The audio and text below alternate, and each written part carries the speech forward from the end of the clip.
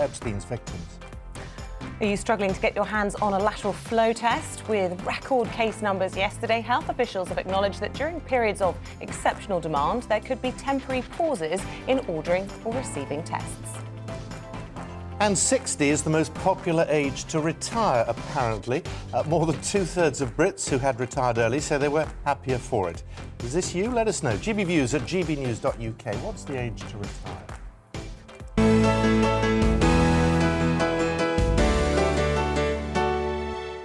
So we start this morning by taking a look at some of today's newspaper front pages. Last night we had the breaking news that made some of the front pages actually around 8 o'clock last night of Ghislaine Maxwell being found guilty of sex trafficking for Jeffrey Epstein, which the Sun newspaper has insisted means she will die in jail. Well, the Times also leads on Maxwell's conviction while also reporting on the COVID test shortage affecting the United Kingdom. The Telegraph is leading with the testing crisis and how the Health Secretary Sajid Javid insists that there will be no quick fix to the problem due to overwhelming demand and global shortages. With the testing crisis even affecting the NHS staffing crisis, that's the big issue for The Independent on its front page. The Eye is calling attention to the new daily COVID case record amid the testing shortage crisis.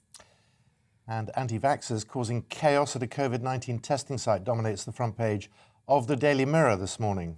Here's the Financial Times. It's leading with a photo of a Hong Kong pro-democracy journalist being arrested by Chinese officials, as well as a piece on Elon Musk's rebuttal against claims that his Starlink satellites are hogging too much space in space. The Guardian leads with the same photograph as well as updates on the Afghanistan situation after the former Prime Minister Gordon Brown warned that the West is sleepwalking to the biggest humanitarian crisis of our times in Afghanistan. And finally, the Daily Star leads on the potential shortages of some frozen foods due to Brexit import changes, saying it could even be a good thing after all the crud we've been eating. Well, speak for yourselves. Well, let's pick up on some of those stories. And joining us this morning to talk through those stories is the Labour councillor, Peymana Assad, and political commentator Benedict Spence. Thank you both for coming in this morning. There is one story dominating this morning, and of course it is that result from last night from New York of Ghislaine Maxwell, and we now await a sentence. Yes, and I mean, it's the thing that's sort of been captivating a lot of us both sides of the pond for the last year or so, the story of Jeffrey Epstein and Ghislaine Maxwell. I mean, it's interesting, isn't it, to be found guilty on 5 of the 6 counts, and it's potentially very large prison sentence that she will face. But there is a sort of a bittersweet taste in the mouth left to this, in that, you know, Ghislaine Maxwell isn't really the main villain of this story, even now, actually. It's the spectre of Jeffrey Epstein himself. And, you know, as much as I'm sure that a lot of his victims will feel some sense of justice now that Miss Maxwell will face a very long custodial sentence, there will always, I think, be that sense that something has been robbed from them, and the fact that Mr. Epstein will not have to face the same length of time in prison. Yeah, and I think the question really for me is, you know, how far up does this really go, and who else is really guilty of this? And I think that needs to be answered, and we need to find out who. But the second thing is that there's some justice that's been delivered to the victims that have come forward, and I think that in itself speaks a lot. That justice can be delivered to people who do come forward and share their experiences of things specifically like this, sex trafficking and sexual abuse. Yeah, and Peymana, you asked the question how far up this all goes. Of course, Ghislaine Maxwell famously well connected, not least to the royal family. What do you see as the implications of all of this for, say, Prince Andrew, who, of course, we know is involved in his own ongoing litigation? I think there are questions that need to be answered by Prince Andrew, and I think that in itself says a lot. I mean, this sentence speaks volumes, and we need answers, and I think that he should face a court of law. Well, he, of course, denies any wrongdoing. That battle will continue in the courts. Can we just move on? Because the other big story is this shortage of tests, COVID tests, and this is growing into something of a scandal, isn't it? It is. It's one of those sort of things where you kind of sit there and you think, well, it's not as if the pandemic is a particularly new story, and yet once again here we are sort of facing a winter of discontent with a government and a health service that is not entirely prepared. It was been quite clear for a very long time that testing, a regime of testing, is going to be a very important part of keeping the country open, of making sure that people are permitted by the government to go to work. And yet, front page of the Daily Telegraph says that testing is in tatters as Javid blames huge surge in demand. And of course, this isn't just in the UK, this is a worldwide shortage of tests, but it is potentially going to mean a lot of people aren't able to go about their daily lives, they aren't able to go into work, they aren't able to socialise because they can't actually get hold of the tests themselves. That is something that should have been foreseen. There was always going to be a surge come winter time. That's how respiratory diseases happen, even when there isn't a pandemic. Once again, we're left in a situation where we're thinking, where was the preparation for this? Yeah, it's a bit rich, isn't it, when you've got the health secretary blaming a huge surge in demand when they, for months, have been saying, get tested. Yeah, I think exactly. I mean, if the government's going to tell people, go and get tested, they need to be able to fit that, being able to provide the tests for people to do that. But I think local councils, as a local councillor, I have to say, we do have a role to play in this. We do have drive-in sites where people can drive in and actually get tested. So I think people can look that up in their local councils and see what is on offer there. The difficulty here is, key workers, specifically those working in the NHS who can't get tested and have to isolate. I think they should be prioritised because the NHS is being put under pressure because workers are having to stay at home. But I think the biggest thing for me on this is, testing is really important, but I think we need to be following the other rules, and people need to be self-conscious and self-aware, wear your mask, keep social distance, and be smart about it, really. Yeah, and Peymana, of course, that's what the Prime Minister's message was. Be responsible when you're socialising on New Year's Eve, but he's sort of suggesting people party on despite this shortage of tests. Yeah, I think that's a difficult one. I don't think that's good advice. I think that people should be smart in terms of if they have symptoms, they should stay at home and try and get a test. But like I said, look up your local council and see where you might have a drive-by site. OK, should we turn our attention to Nightingale hospitals returning to the UK, or at least plans for them being drawn up? Tell us more about that. Well, this is it's pretty much as it says on the front page of the Financial Times. Nightingale Hospital set to return.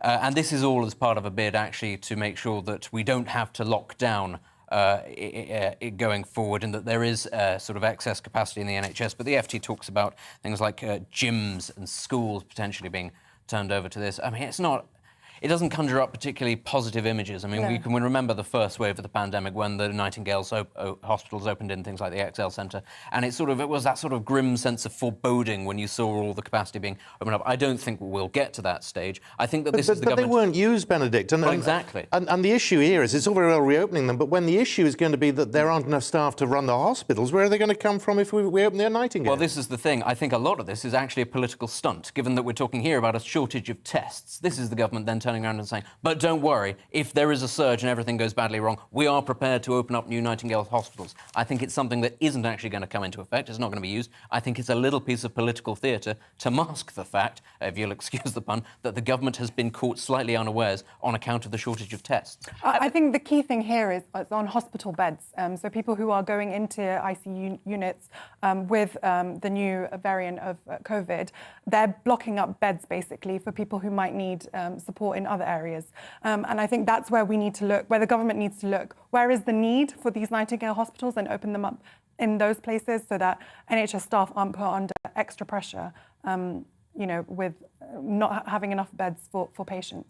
I suppose there are questions as well about how sanitary hospitals are. A lot of people being admitted to hospital and coming out with the Omicron variant, aren't they? And whether or not Nightingale hospitals could be useful in trying to mitigate that, whether or not they need to do better work in segregating patients, not least because this variant is so transmissible. Yeah, and I think that's really important. I think, doctors and nurses do their best, but it's really important to try and separate COVID wards from other wards, and I think maybe the Nightingale hospitals might help with that. But as stated before, we've seen that these weren't used previously, and so we need to make sure that they're created in areas where there is demand for it. Peymana, I want to pick up this story with you. You were born in Kabul, yes. And I wonder what you think of what Gordon Brown's been saying. We do seem to have rather ignored what's happened in Afghanistan, and this is going to come back, and is coming back to bite us, isn't it?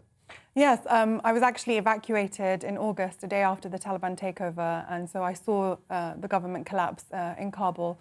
It was incredibly tragic, but I think the most tragic thing right now is that people think the war is over and they've just forgotten about it and walked away. But the truth is that there's now a humanitarian crisis because Afghan central bank reserves are frozen in the US. The Taliban regime is under strict UN and US sanctions. And so the financial systems in Afghanistan, specifically the banks, people's salaries, there is no access to cash. There's a limit of $200 a day.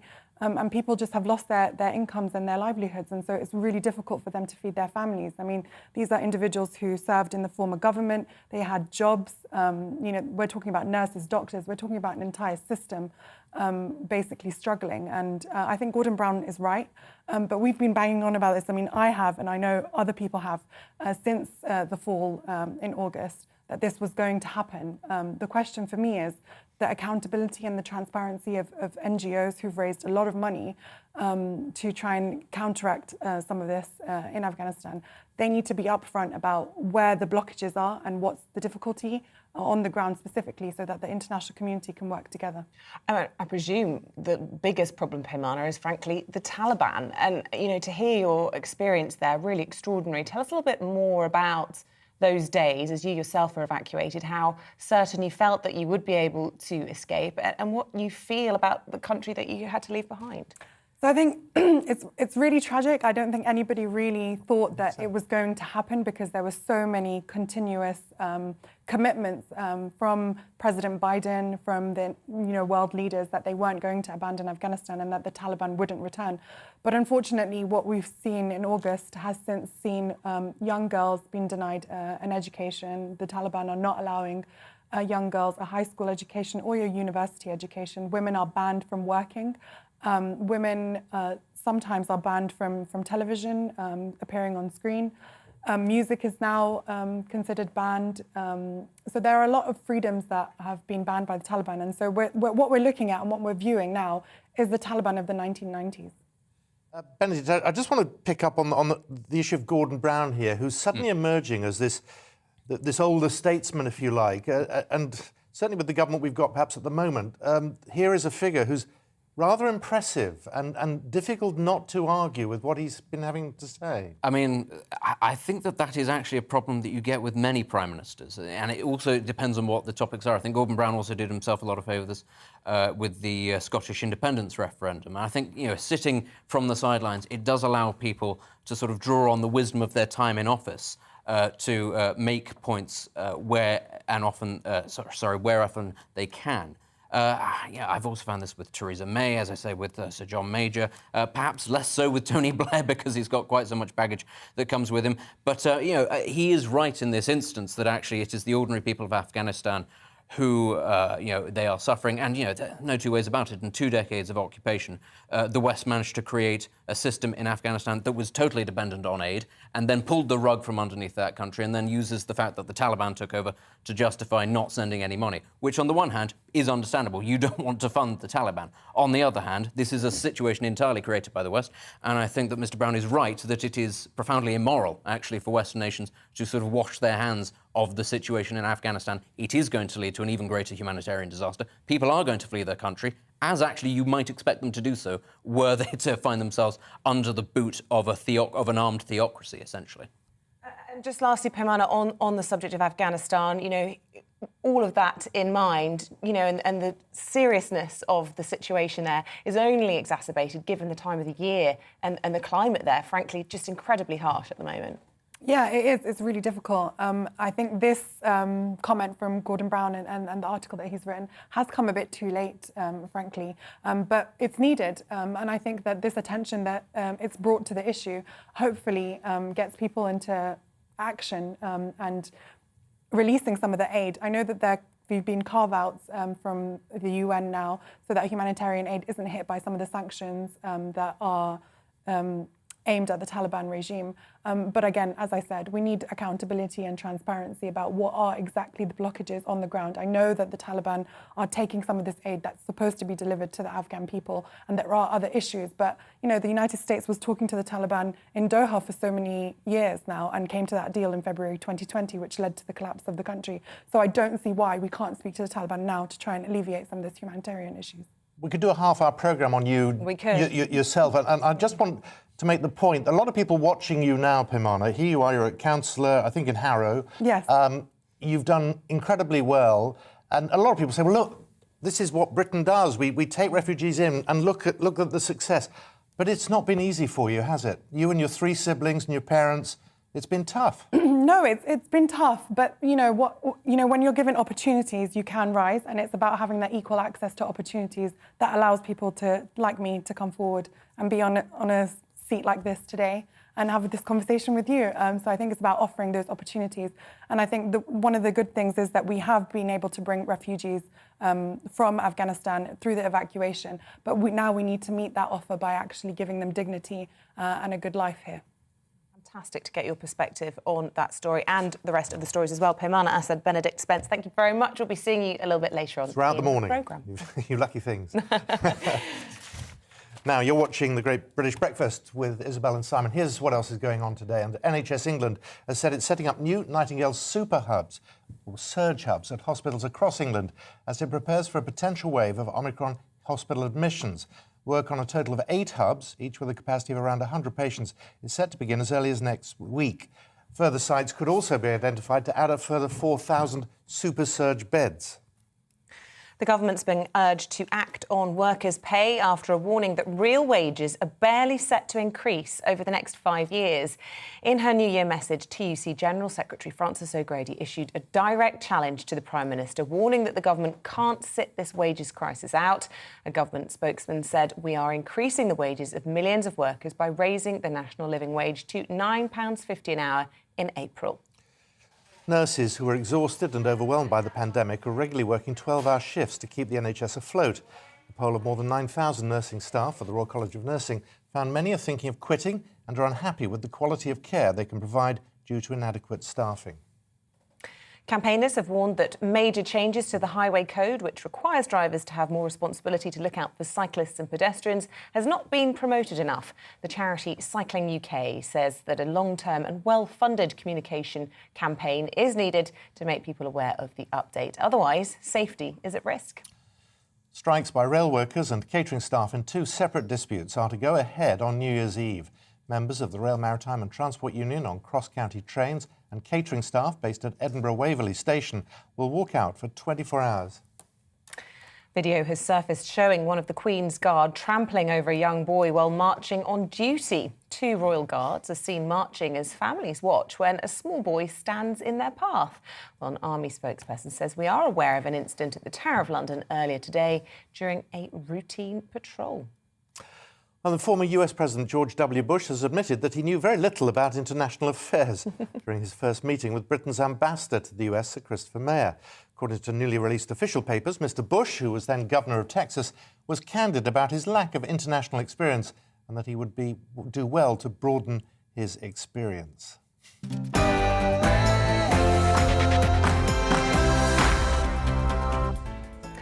Stay with us here on The Great British Breakfast. Coming up after the break, our Northern Ireland reporter Dougie Beattie gives us the latest on the Northern Irish COVID restrictions after this quick weather update. It's time to remind ourselves there's always another winter. Canary Islands sponsors the weather.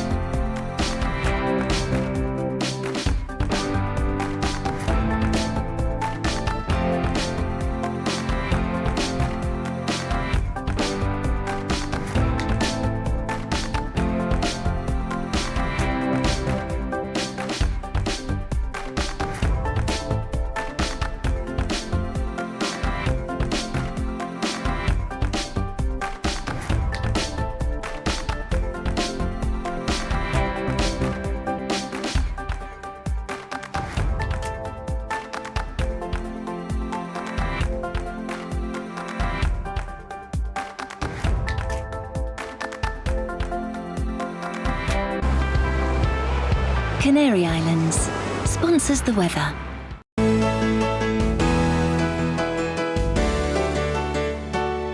You're watching GB News live across the UK and the world on our digital stream. GB News is Britain's news channel. We are the UK's home of discussion and debate from all perspectives. We are here for you. Don't forget to join our YouTube community by clicking on that subscribe button. And if you want the GB News app, you can click and catch up on programmes anytime. We love to hear from you, so email us. gbviews@gbnews.uk. Thanks for being part of the GB News family. My name is Andrew Doyle. Join me every Sunday evening at 7 p.m. for Free Speech Nation. This is a show where we address current affairs and news stories of the week with the help of two wonderful comedian panellists. I brought in comics because I want to give it a lighter edge, and also they work for less. See you there.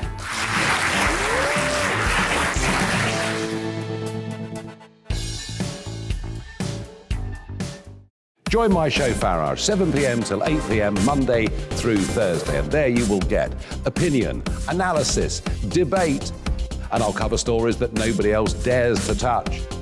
And then for the last 15 minutes, talking pints. We're over a drink. We have a civilised conversation with someone. We very often disagree, but we do it in a grown-up way. Come and join me on Farage.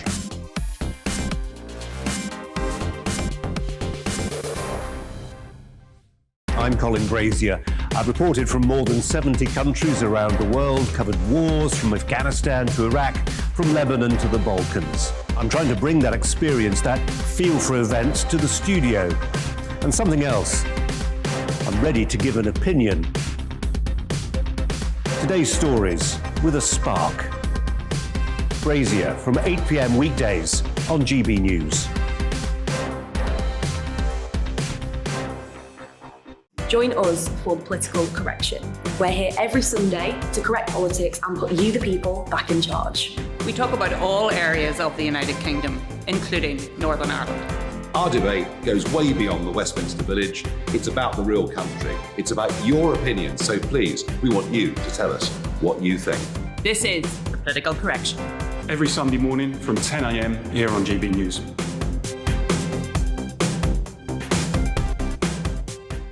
You're watching GB News live across the UK, the world, and our digital stream. GB News is Britain's news channel. We are the UK's home of discussion and debate from all perspectives. We're here for you. Don't forget to join our community by hitting the subscribe button.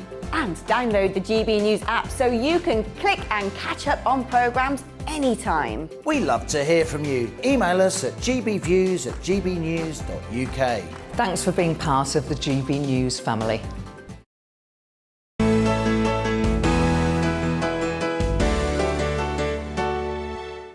Very warm welcome. It's 23 minutes past 6. You're watching the Great British Breakfast. Now, restrictions in Northern Ireland will be reviewed at an executive meeting later today. This comes as tighter restrictions came into force from Boxing Day, including nightclub closures, recommendations to work from home where possible, and not mixing with more than 3 households.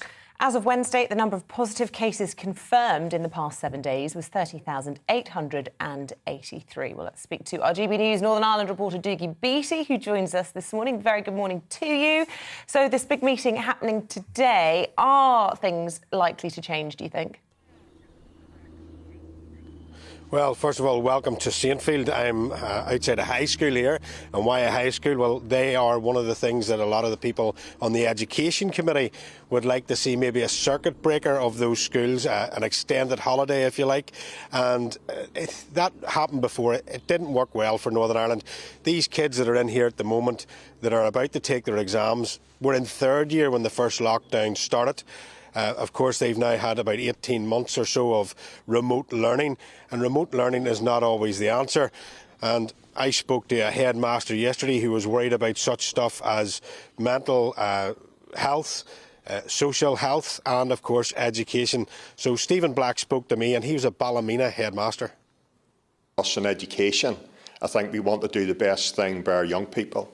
And the best thing for our young people is to be in school, provided the medical experts are saying that it's possible to do so, I think we should be doing everything to try and ensure that that's the case. We have been fortunate. Our staff here are very committed, and we haven't had any issues so far in terms of being able to continue with all our young people in school all of the time. It could be a possibility that later on that becomes more challenging. We would certainly prioritise those who are sitting external examinations this year. That would be our A-level, AS level and GCSE year groups would be the ones that we would prioritise to be in school. I think that certainly for them, they've already missed a lot.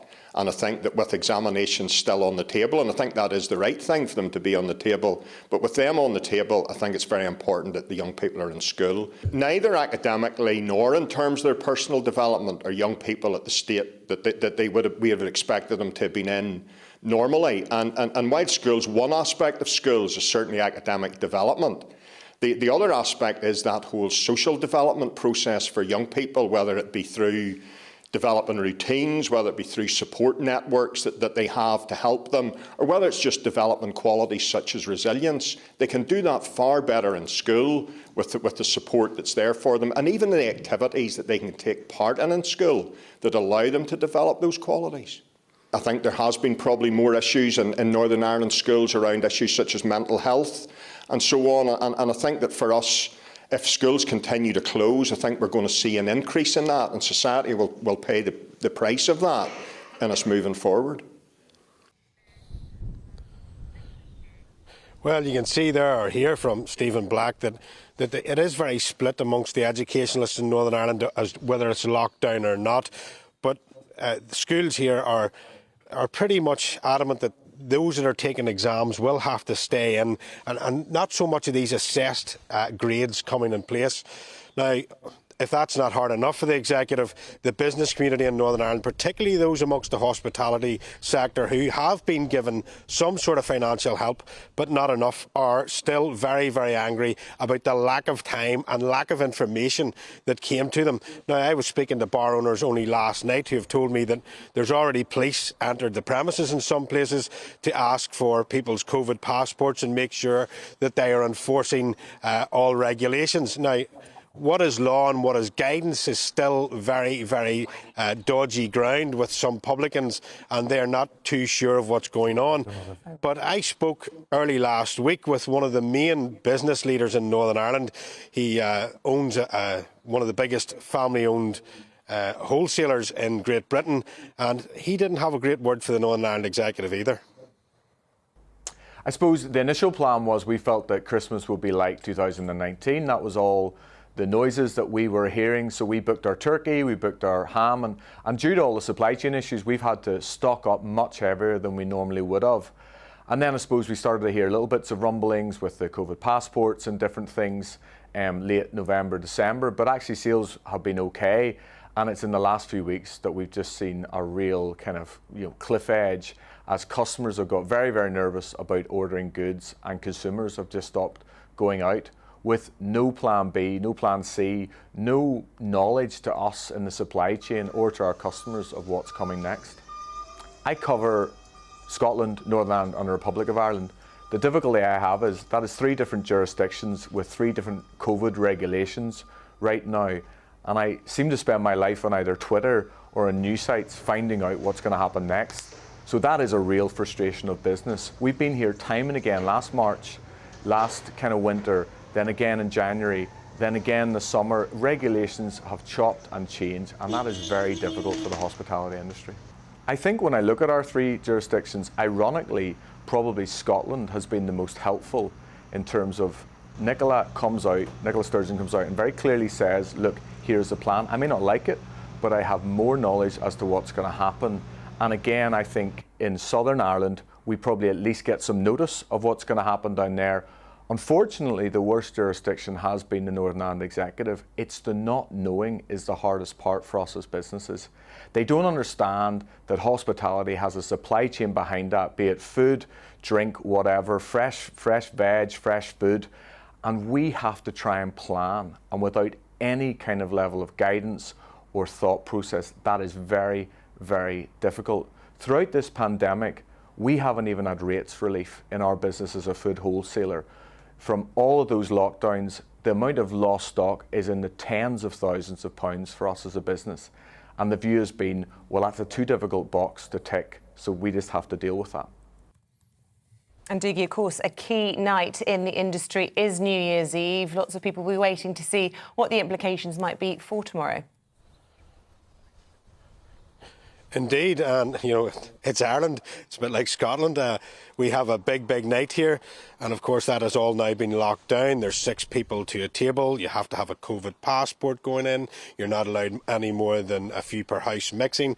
You know, and I know, and anybody in the real world will know that what will happen is house parties, etc., will take place, and how the police are going to actually manage that in any one way is actually totally impossible. So it'll be quite an interesting night to see New Year's Eve go over in Northern Ireland.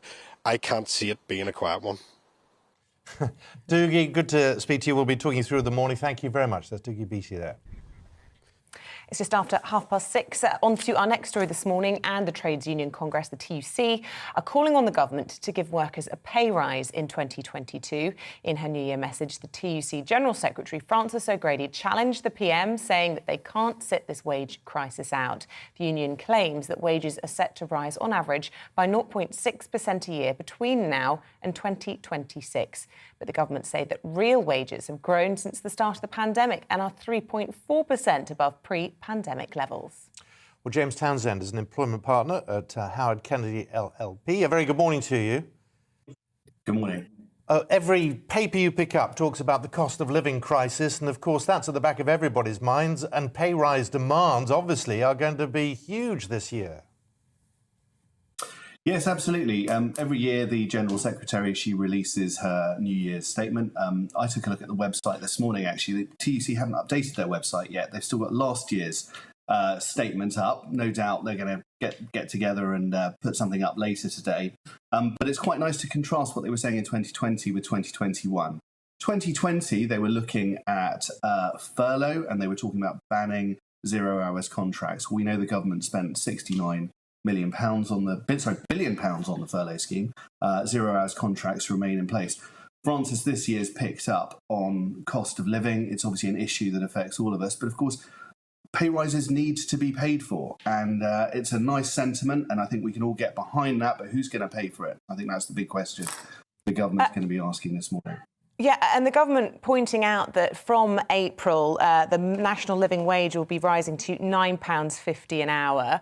How much will that allay those calls then for this pay rise? Yeah, absolutely. The debate over minimum wage has been something that's been raging all year. I think when we look back to 2019, the Corbyn government was saying, look, the minimum wage should be about £10 an hour. The Conservatives have said, look, from April, £9.50 an hour. So there isn't actually a big gap now between the Conservatives and the Labour government. So the cost of living debate at the lower end has been had, actually. And some could say that perhaps the TUC are a little bit behind the curve calling for cost of living at this juncture, when a lot of us were talking about minimum wage and increases a couple of months ago. The difficulty with the rise in inflation is it inevitably leads on to that wage inflation issue. And the difficulty is people can quite rightly turn to the government and say, look, you can spend billions on covering the COVID crisis. There's obviously money around. Well, is there money around? I mean, as we've sort of looked at, the government have spent £69 billion on furlough. There haven't been any announcements about extending furlough, but we're all seeing in the news rising cases. The guidance for employers is that their employees should currently be working from home. So this is a time for tightening our belts. I've personally had lots of calls from clients talking about restructuring in the new year. And the question really is, should the TUC be focusing in on saving jobs rather than pushing for wage increases? Yes, wage increases are great, and when times are good, it's the sort of thing that an employer will pay for. Market forces will often push wages up. But I think we're in for a choppy 2022. And one of the ways of saving jobs is actually to keep wages under control. So there's a real balance to be struck here. And yes, you know, in certain sectors, it would be nice for people to have pay rises, but should that come at the expense of jobs? And I think unions do have a real role to play here to constructively engage with employers to save jobs. And as you say, the TUC this time a bit wide of the mark then, not quite in the right place with their intentions. But as you say, 2022 going to be the year that we tighten our belts. We heard the Resolution Foundation yesterday describing it as the year of the squeeze. But Francis Grady was talking about wages in relation to right up to 2026. How long do you see the squeeze going on? Do you have an optimistic outlook as we come to the new year? Well, let's see where we get to. I think the government have pointed out that since the start of the pandemic, there's been an increase in real terms of about 3.6%. Francis O'Grady was pointing to the fact that, I think since 2008, if wages had increased in the same way as bankers had, each family might be £2,500 better off. I think that the government are actually making quite great strides here to increase the bottom line, focusing in on the minimum wage, bringing that minimum wage to £9.50 an hour. I think we just need to get through this year. I think the unions would be best actively working with business to save jobs, to maintain jobs, in the absence of any announcements about a new furlough scheme. And then let's see where we are this time next year. James, it's good of you to join us. James Townsend, thank you very much. Nice to see you. Thank you. Always uplifting, isn't it, when you hear people say, we just need to get through this next year, just as we're approaching New Year's Eve. Déjà vu about it, but then, yeah, then I'm exactly. getting on. I'm 60 years old. Yes, well, what is the perfect age, since you are approaching 60, what is the perfect age to retire? And this is your last show here as well. It is my last show, but I'm not retiring. No. I have a mortgage. Anyway, apparently, yes, 60 is the perfect age to retire. Why? We'll find out after this.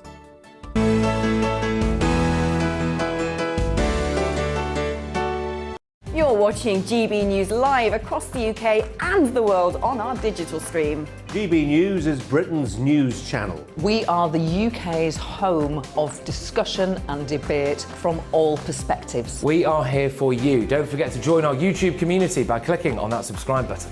And if you want the GB News app, you can click and catch up on programmes anytime. We love to hear from you, so email us. gbviews@gbnews.uk. Thanks for being part of the GB News family.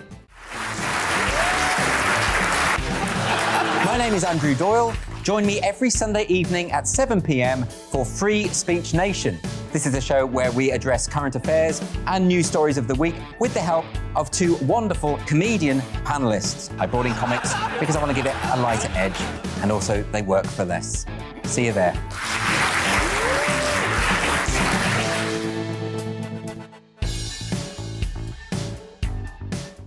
Join my show Farage, 7 p.m. till 8 p.m. Monday through Thursday, and there you will get opinion, analysis, debate, and I'll cover stories that nobody else dares to touch. And then for the last 15 minutes, talking pints. We're over a drink. We have a civilised conversation with someone. We very often disagree, but we do it in a grown-up way. Come and join me on Farage.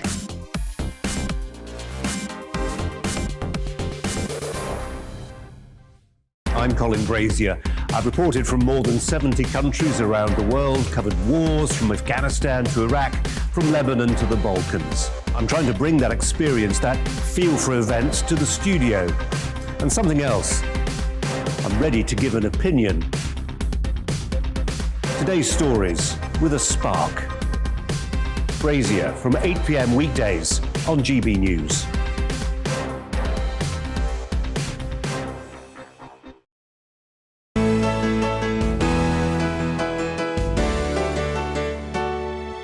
A very warm welcome back. It's coming up to 20 to 7 this Thursday morning. Let's take a look at what else is making the headlines this morning. NHS England has said it's setting up new Nightingale surge hubs at hospitals across England as it prepares for a potential wave of Omicron hospital admissions. Work on a total of 8 hubs, each with a capacity of around 100 patients, is set to begin as early as this week. Further sites could also be identified to add a further 4,000 super surge beds. The government is being urged to act on workers' pay after a warning that real wages are barely set to increase over the next 5 years. In her New Year message, the TUC General Secretary Francis O'Grady issued a direct challenge to the Prime Minister, warning that the government can't sit this wages crisis out. The government spokesman said, "We are increasing the wages of millions of workers by raising the national living wage to £9.50 an hour in April." Nurses who are exhausted and overwhelmed by the pandemic are regularly working 12-hour shifts to keep the NHS afloat. A poll of more than 9,000 nursing staff for the Royal College of Nursing found that many are thinking of quitting and are unhappy with the quality of care they can provide due to inadequate staffing. Campaigners have warned that major changes to the highway code, which requires drivers to have more responsibility to look out for cyclists and pedestrians, has not been promoted enough. Charity Cycling UK said that a long-term and well-funded communications campaign is needed to make people aware of the update, otherwise safety is at risk. Strikes by railway workers and catering staff in 2 separate disputes are to go ahead on New Year's Eve. Members of the Rail, Maritime and Transport Union on cross-country trains and catering staff based at Edinburgh Waverley Station will walk out for 24 hours. Video has surfaced showing one of the Queen's Guard trampling over a young boy while marching on duty. 2 Royal Guards are seen marching as families watch when a small boy stands in their path. An army spokesperson said, "We are aware of the incident at the Tower of London earlier today during a routine patrol." And here's quite a story. The former US President George W. Bush has admitted that he knew very little about international affairs during his first meeting with Britain's ambassador to the US, Sir Christopher Mayer. According to newly released official papers, Mr. Bush, who was then governor of Texas, was candid about his lack of international experience and that he would do well to broaden his experience.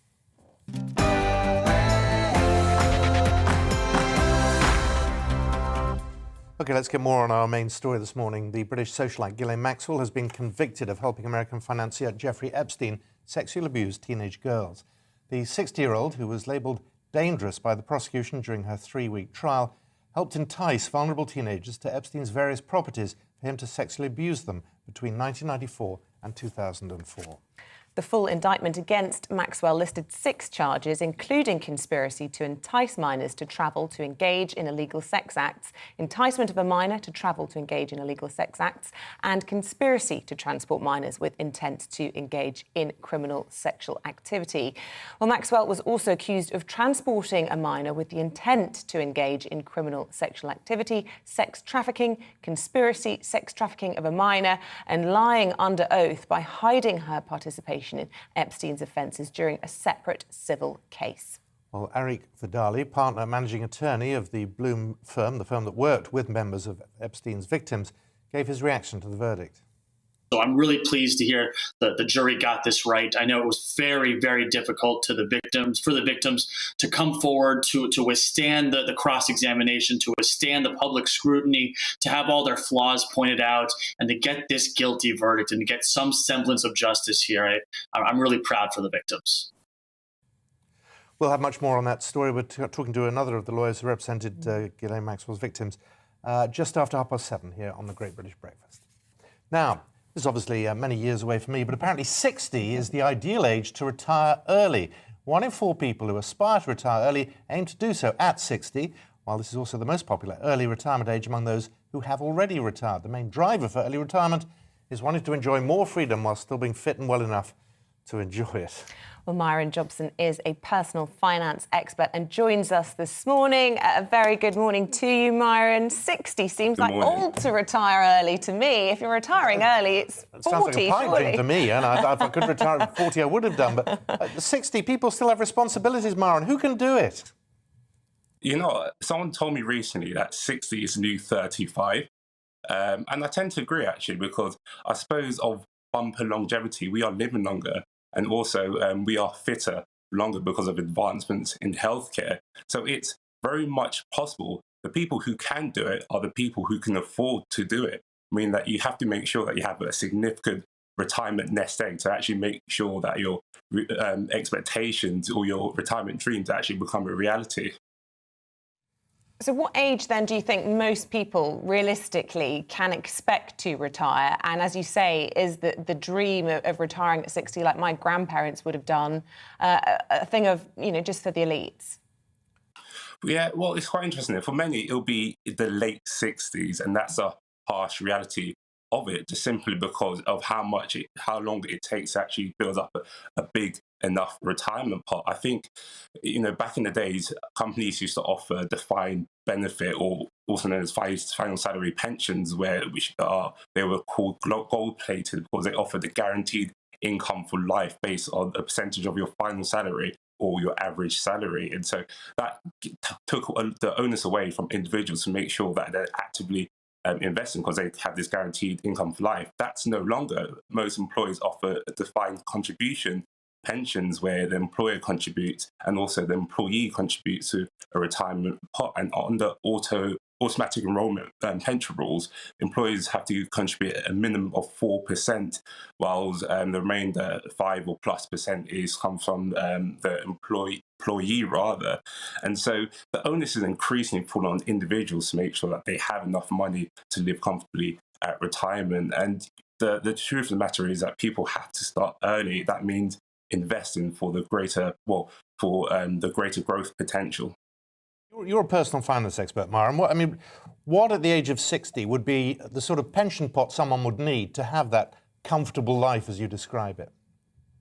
Oh, it varies. And some people, it ranges actually, and there's loads of studies on this. Some people say that up to even £300,000 is needed for a comfortable retirement. But I suppose it all depends on your taste.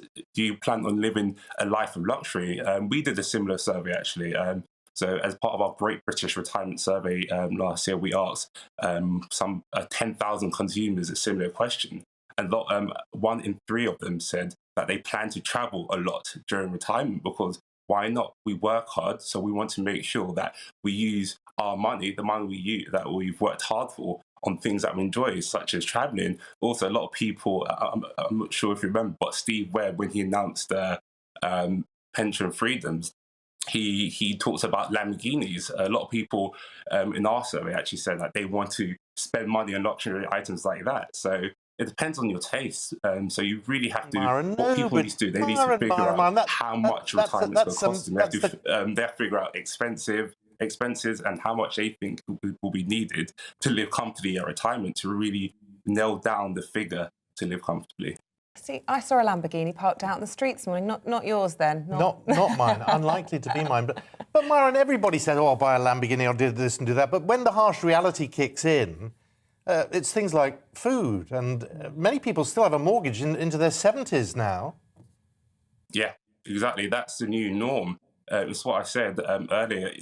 The onus is on individual to make sure that they live comfortably at retirement, and not everyone is well versed to do so. So, I always urge people to think about retirement. Now, even people my age, you might be a millennial, and you think, "Oh, retirement is so far away." But if you have those extra years of investing and saving, that can, translate to a lot more money at retirement, and that's what people need to remember.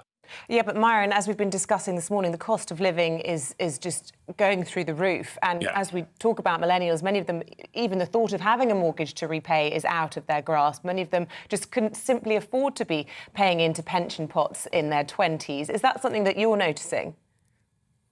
Yeah, and it's quite interesting. Even our survey, that's one of the biggest worries: inflation, the higher cost of living. But with investing, even though past performance is no indicator of future performance, stock markets have a good track record of increasing capital over a long period of time. The key with investing is to make sure that you give your money enough time to work harder for you, and hopefully over a long period of time, that the investment growth will outstrip the cost of inflation and the cost of living.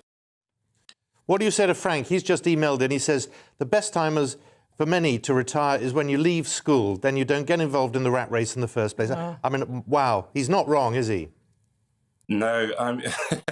Well, it can be difficult, can't it? It can be really, really difficult. It can be really, really stressful. And that's why a lot of people plan. They want to exit the rat race as quickly as possible, but you just have to make sure you have the fun. Some people might be fortunate enough to receive a big inheritance, or be fortunate enough or brave enough to start their own business and make money that way, which enables them to retire early. Fine, but for the vast majority of people, that's just simply not a reality. So you really have to work hard from an early age to make sure that you have the money to live comfortably at retirement. Oh, so depressing. Yeah. Personal finance expert Myron Jobson, good to talk to you this morning, I think. Yeah, going to be waiting until I'm 97, just on the calculation. Anyway, there we go. Let's return to the day's papers. And we're joined once again by the Labour councillor, Peymana Assad, and the political commentator, Benedict Spence. And Peymana, we must start with the Ghislaine Maxwell verdict, because that came in last evening. It's front page of a lot of the papers this morning. And the point many of them are making is here is a woman who has her whole life been dominated by two monsters, one her father and Jeffrey Epstein. Yeah, and I think you know, the view I have on this is that we've seen a woman now be convicted of this, and she will be going to prison for most of her life. Well, some say until she dies.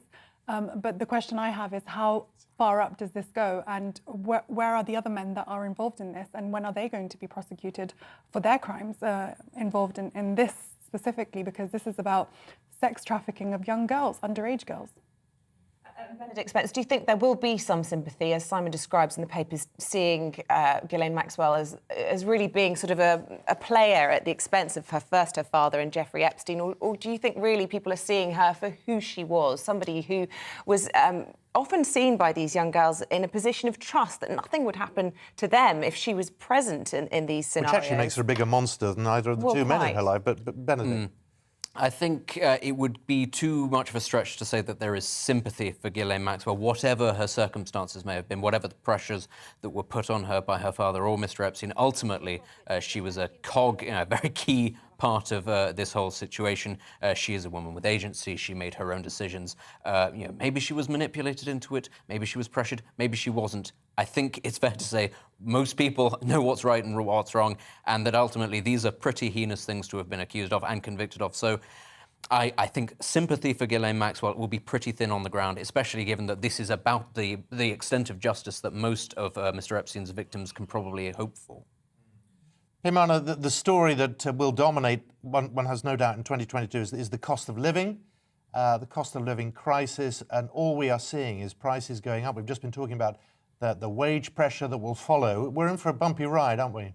Yeah, we are. And I think the thing for me that was interesting in this story specifically is the cost of council tax. As a local councillor, I have to bring this in because we've seen 10 years of cuts to local government budgets through the austerity agenda of the government.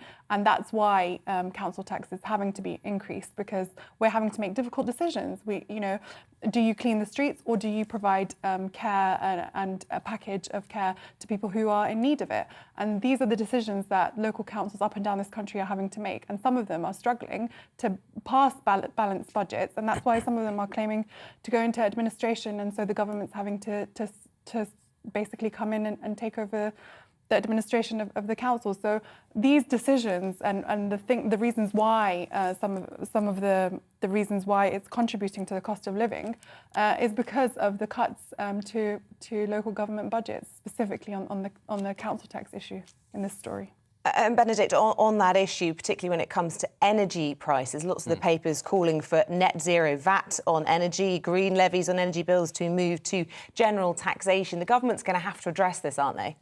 They are, but it's just a myriad of issues that is going to lead to this problem, and it's not going to be a short-term thing. This is something that we're going to see over the next couple of years. I mean, if you want to go through, for example, what the Express has got, it's got everything from the impact of the pandemic, and seeing things like national insurance going up, as well as things like energy. And in The Guardian, we've also got how house prices are actually going up everywhere except London, because, of course, there's a massive squeeze on people trying to find more space on the off chance that there might be more lockdowns or they wanted to change their way of life. In The Telegraph, we've got Tories urge Johnson to cut taxes to ease pressure on families. And, we have to sort of look beyond our own borders as well as to actually what the issues of are. You've got a stock market that is ready to burst around the world. You've got major Chinese companies on the brink of administration. You've got the energy crisis that is as much as an issue in China and Europe and India as it is a UK problem. These are global issues, and it's something that the British government, it will do what it can, it must do what it can, but ultimately we're sort of at the mercy of the headwinds of the rest of the world right here. A lot of this has been prompted by coronavirus lockdowns and supply chain knock-on effects, but ultimately there were lots of other underlying conditions about this, as you say, things like a lack of diversity on reliable energy sources, and it's the roosters are all the chickens are all coming home to roost. Sort of systematic failure of preparation is what has led us to this point. Now, Pimana, a lot of the papers having pretty grim photographs of these demonstrations yesterday, anti-vaxxer demonstrations, and patience is wearing thin.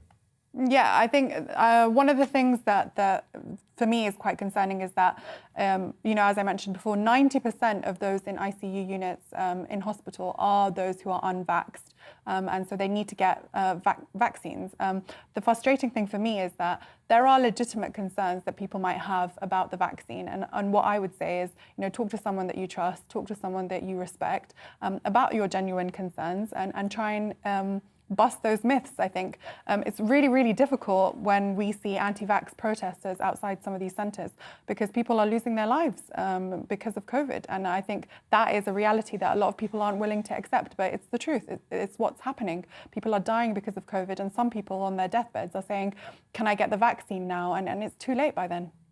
We have to leave it there. Pimana Assad, Benedict Spence, thank you for taking us through the papers this hour again. We'll see you again very shortly. You're watching the Great British Breakfast. Coming up, we're going to bring you the latest on the COVID test shortage, which is affecting the UK. That's to come after this look at the weather. It's time to remind ourselves there's always another winter. Canary Islands sponsors the weather.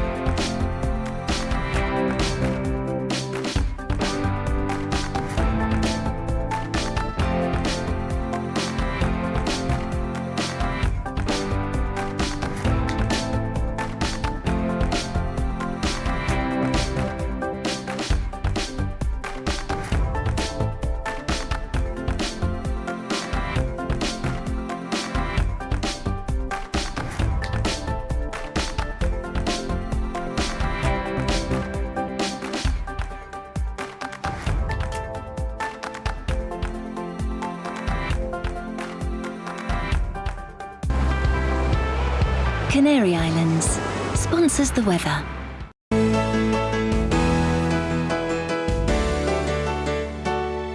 You're watching GB News live across the UK and the world on our digital stream. GB News is Britain's news channel. We are the UK's home of discussion and debate from all perspectives. We are here for you. Don't forget to join our YouTube community by clicking on that subscribe button. And if you want the GB News app, you can click and catch up on programmes anytime. We love to hear from you, so email us. gbviews@gbnews.uk. Thanks for being part of the GB News family. My name is Andrew Doyle. Join me every Sunday evening at 7 p.m. for Free Speech Nation.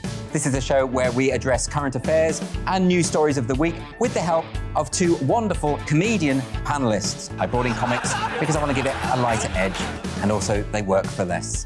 See you there.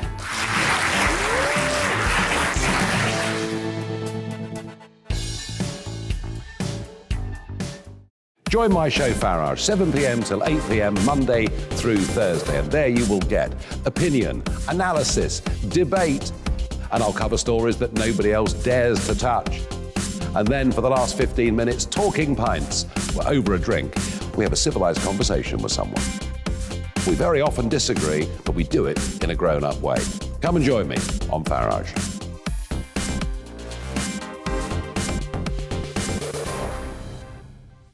I'm Colin Brazier. I've reported from more than 70 countries around the world, covered wars from Afghanistan to Iraq, from Lebanon to the Balkans. I'm trying to bring that experience, that feel for events, to the studio. And something else. I'm ready to give an opinion. Today's stories with a spark. Brazier from 8 p.m. weekdays on GB News.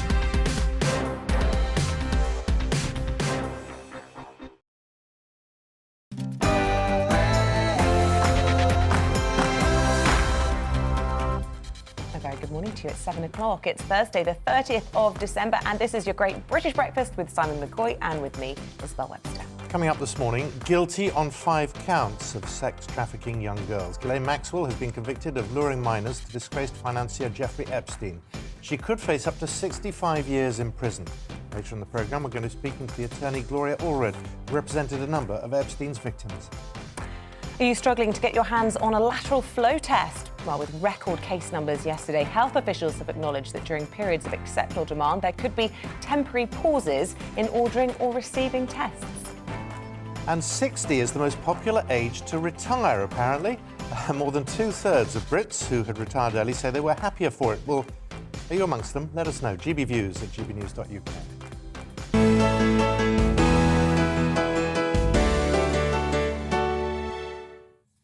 Our top story this morning, and the British socialite Ghislaine Maxwell has been found guilty by a US jury of helping Jeffrey Epstein sexually abuse teenage girls. The 60-year-old has been convicted on 5 of the 6 counts she faced. The ex-girlfriend of the billionaire financier Epstein is now facing the prospect of years in prison. Los Angeles attorney Lisa Bloom represented 8 victims, and she spoke to GB News last night. It's hard to put into words. I mean, imagine the most humiliating, awful experiences of your life and then having to go in front of a room full of strangers after having to talk to law enforcement and prosecutors and lawyers about over and over and over. And then you have to go in and testify. And then you have to be subjected to cross-examination. And well, you said it a little bit differently 2 years ago, and now you're saying it this way. Well, you had a drug addiction problem. Well, you had a sexual issue. Over and over again, just these brutal, painful questions, but they endured it. They were very brave. And I want everybody out there to know, because I represent many victims of sexual abuse now against high-profile predators, that you do not have to be perfect. You can have made mistakes in your life, as we all have. You can even have told the story differently in the past before you were ready to tell the full version later. It's okay. You can still be believed. And these 4 women were believed. And now Ghislaine Maxwell is a convicted sex trafficker facing the rest of her life probably in prison because of the courage, the tremendous courage of these 4 women, and also the hard work of the police and the prosecutors and the attorneys who brought this case to justice. That was Lisa Bloom, and of course much more on that story throughout the morning here on GB News. Now, Prime Minister Boris Johnson has pleaded for us all to have cautious New Year's Eve celebrations tomorrow, encouraging us to get tested before we leave the house. But this plea is undermined by a shortage of lateral flow and PCR tests across the country. The Health Secretary, Sajid Javid, has blamed the shortage on an unprecedented increase in demand during the festive season. But the Tory MP, Sir Roger Gale, said he'd been told by Javid that there was a global test shortage and the UK was buying all they could.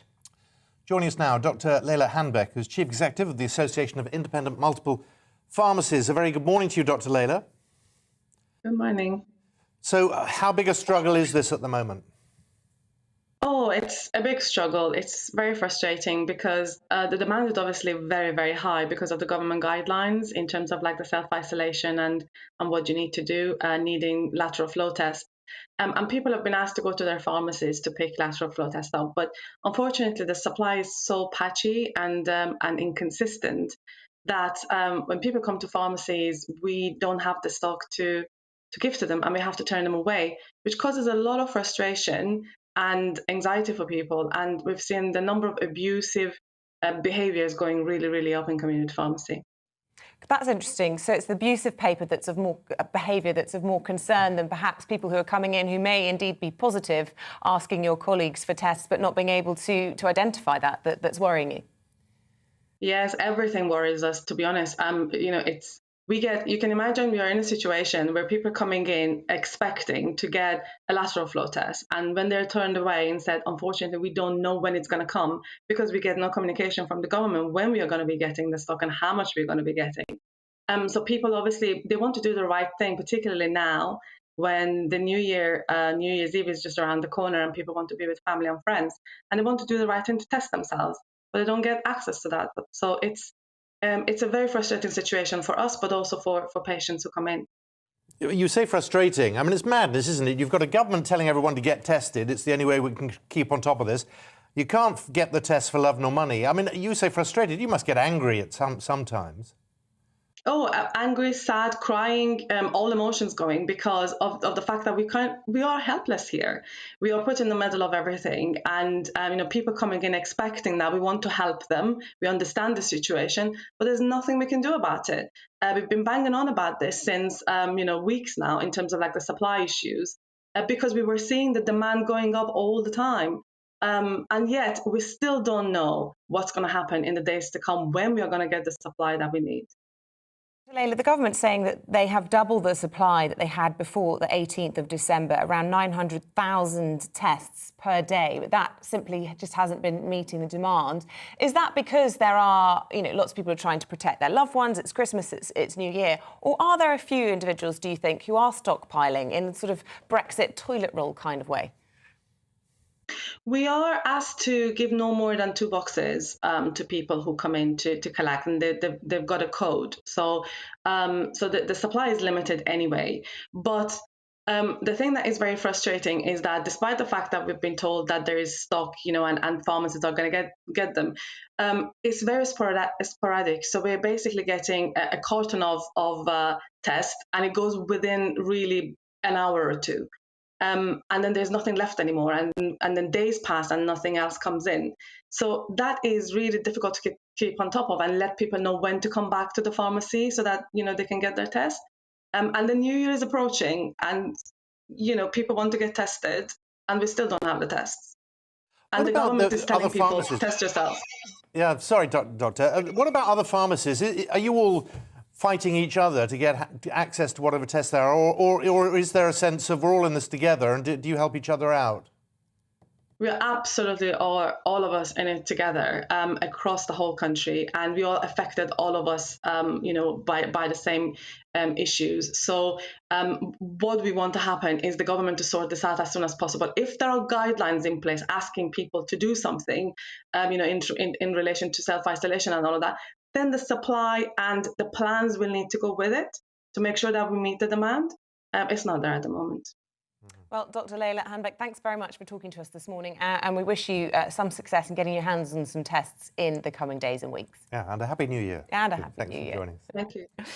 Now, NHS staff who are identified as close contacts of someone with coronavirus cannot come into work without a negative COVID test. As doctors, nurses and care home staff are therefore grounded amidst the UK test shortage, there are concerns that hospitals, surgeries and care homes will face an unprecedented staffing crisis as hospitalizations rise.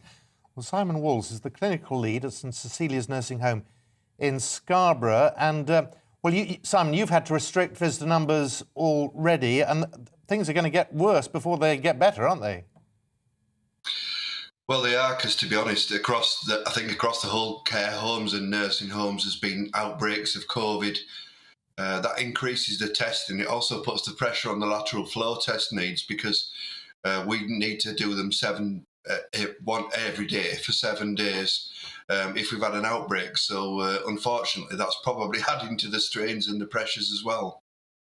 And just on that, we've seen the United States reducing the period of self-isolation for positive cases down from 7 to 5 days. We obviously have seen it reduced from 10 to 7, but would you prefer to see it reduced even further? Oh, we've lost Simon. We were just getting going. We'll try and get him back. Try and re-establish contact with Simon. In fact, Simon, are you there? That was quick. I'm back again. I don't know why. Thank you. That's a relief. We interrupted you. So just explain. Talking about the 67 days, yeah. Yeah. Yeah, we have been informed by the government that obviously we could reduce the isolation period to 7 days. The struggle we have with that is that if you read further down in the guidelines actually say unless you work with vulnerable people or people that are more susceptible to the virus. Sadly, we work in a care home where you'd have to say that that's the case. So a lot of our our staff having to do 10 days isolation as well. And it's causing quite a strain on the staffing crisis that's there already. I'm just wondering what that means for people who need to visit their relatives at this time. We've seen over the last year how frustrating, how sad it has been. This must be soul-destroying for people in your position. Yeah, it really is. We've had to speak to UKHSA, which is the new name of Public Health England, and they've actually put certain things in lockdown so that we've got to have 14 days until we see how this affects the elderly, the new variant. And so there's no visiting allowed for a minimum of 14 days, but that could go up to 28 days. And that's just for an outbreak of 2 people or more. So it's difficult for the residents. We've got to try and do everything we can, obviously, to prevent the spread, because that's the main thing that we want to do, is keep them safe. And hopefully we're able to do that, and we can manage to cope with everything that's thrown at us, as we have done so far, and get through this together. And Simon, we've been here before, haven't we, where visitor numbers have been stopped altogether, and the impact on care home residents was huge, wasn't it? I mean, just describe your concerns, because we're not just talking about depression, but actually, arguably, people dying of loneliness. I'd hate to think of anybody dying with loneliness, but I guess that it's had a massive detrimental mental effect on a lot of people, on residents, because they're not seeing their visitors. Even the reduced visitors means that people are only allowed to see 3 of their family. Some people have huge families. We do everything we can. We put in video calls and telephone calls and make sure that they're enabled as much as we possibly can. And obviously try to entertain our residents, which is no easy job. I know you will have heard this yourself, but a lot of older people in homes say, look, I'm what age I am. I've had a good life. Yeah.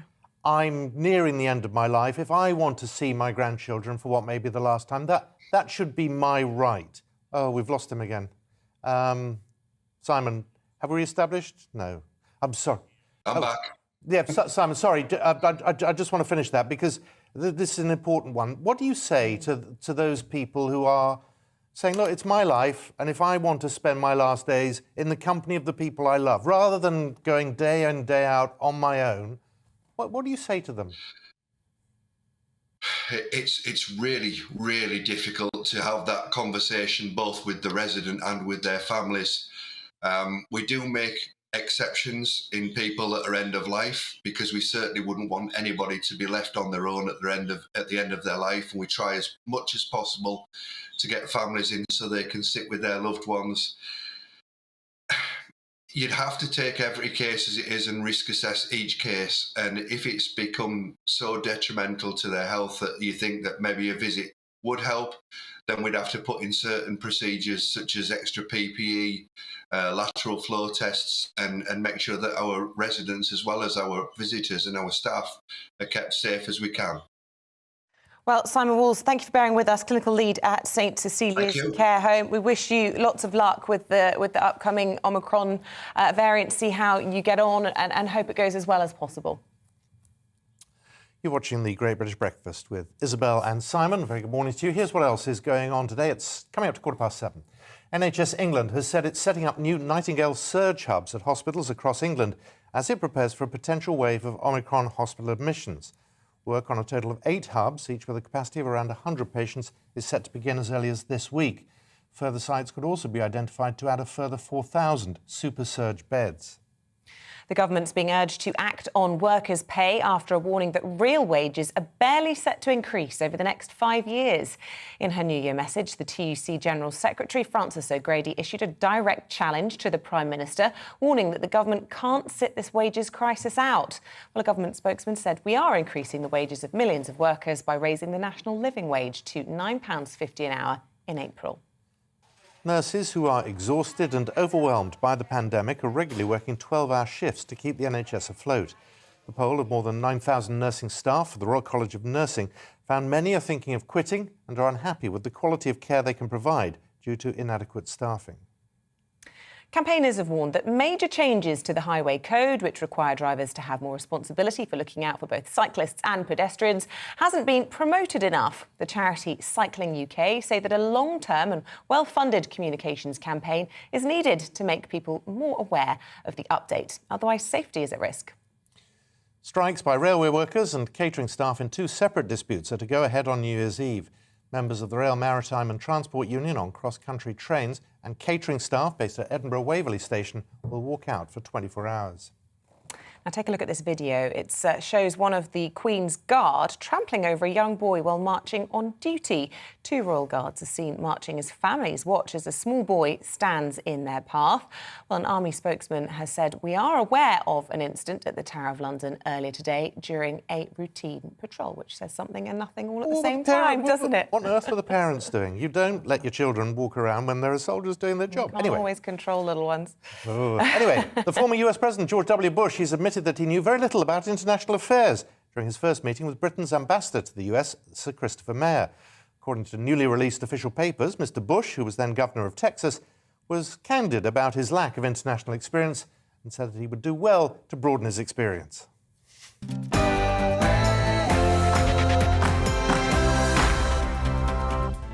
Quite strange that, given his father was president. Said the leader of the free world, yeah. Yeah, worrying. Anyway, stay with us here on The Great British Breakfast. Almost 100 imprisoned terrorists are being considered for release back into society. We'll be examining why. That's after the weather. It's time to remind ourselves there's always another winter. Canary Islands sponsors the weather. Hello there, good morning. More cloud and rain, particularly towards the south as well as the southwest through today. It will dry up elsewhere, and wherever you are, it's going to be a mild one and also a breezy one. Low pressure firmly in charge.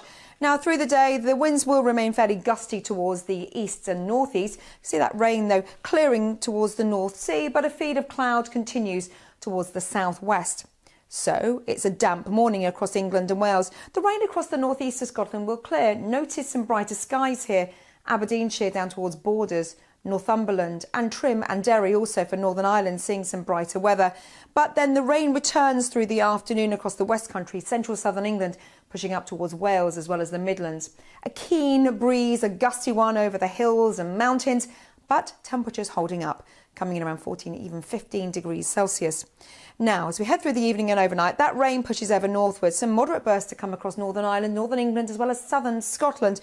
Again, the air is mild, but more rain returns towards the west later. Irish sea coast seeing the strongest winds through the day. And as we head into New Year's Eve, it's a bit of a wet start to the morning. A swirl of cloud, outbreaks of rain, drier for the Northern Isles and even brighter. But through the day on New Year's Eve, the rain will ease. Certainly it will clear the far southeast through the afternoon. And then we'll see some brighter skies come in across the Midlands as well as Wales. Hanging on to rain across Northern England, Northern Ireland and southern Scotland. But even here, it will become patchy. So some drier weather as we head into New Year's Eve evening. So many areas seeing some drier moments through the last day of 2021. And it will be mild, although windy. So that's the picture through 2021, the last few days into 2022. It dawns bright with some sunshine, a blustery breeze, a few showers lurking around, then it turns colder from the north. I'll see you later. Canary Islands sponsors the weather.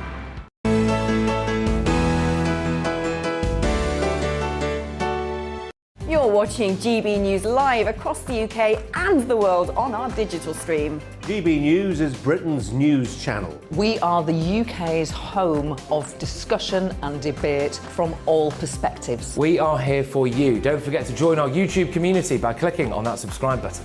And if you want the GB News app, you can click and catch up on programmes anytime. We love to hear from you, so email us. gbviews@gbnews.uk. Thanks for being part of the GB News family.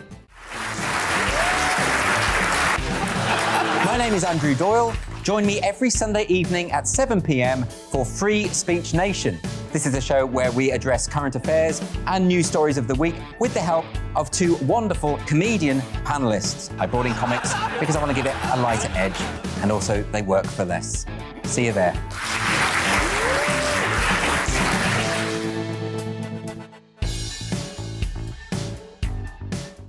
Join my show Farage, 7 p.m. till 8 p.m. Monday through Thursday. And there you will get opinion, analysis, debate, and I'll cover stories that nobody else dares to touch. And then for the last 15 minutes, talking pints. We're over a drink. We have a civilized conversation with someone. We very often disagree, but we do it in a grown-up way. Come and join me on Farage.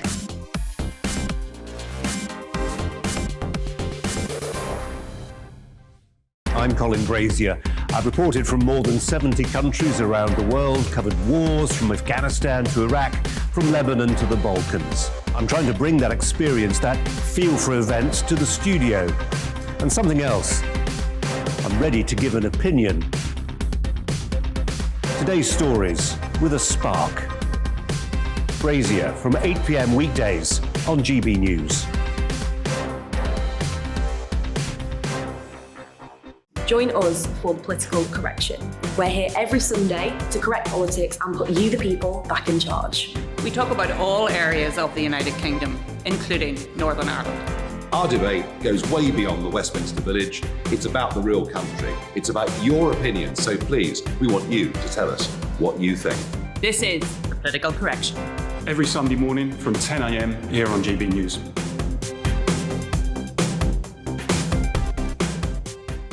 You're watching GB News live across the UK, the world, and our digital stream. GB News is Britain's news channel. We are the UK's home of discussion and debate from all perspectives. We're here for you. Don't forget to join our community by hitting the subscribe button. And download the GB News app so you can click and catch up on programmes anytime. We love to hear from you. Email us at gbviews@gbnews.uk. Thanks for being part of the GB News family.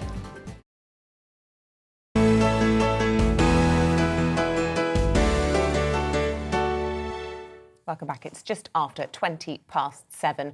Almost 100 terrorists are being considered for release from prison by the Parole Board. There are 92 active and ongoing terror cases, some that could come before parole judges, and this will be determined next year.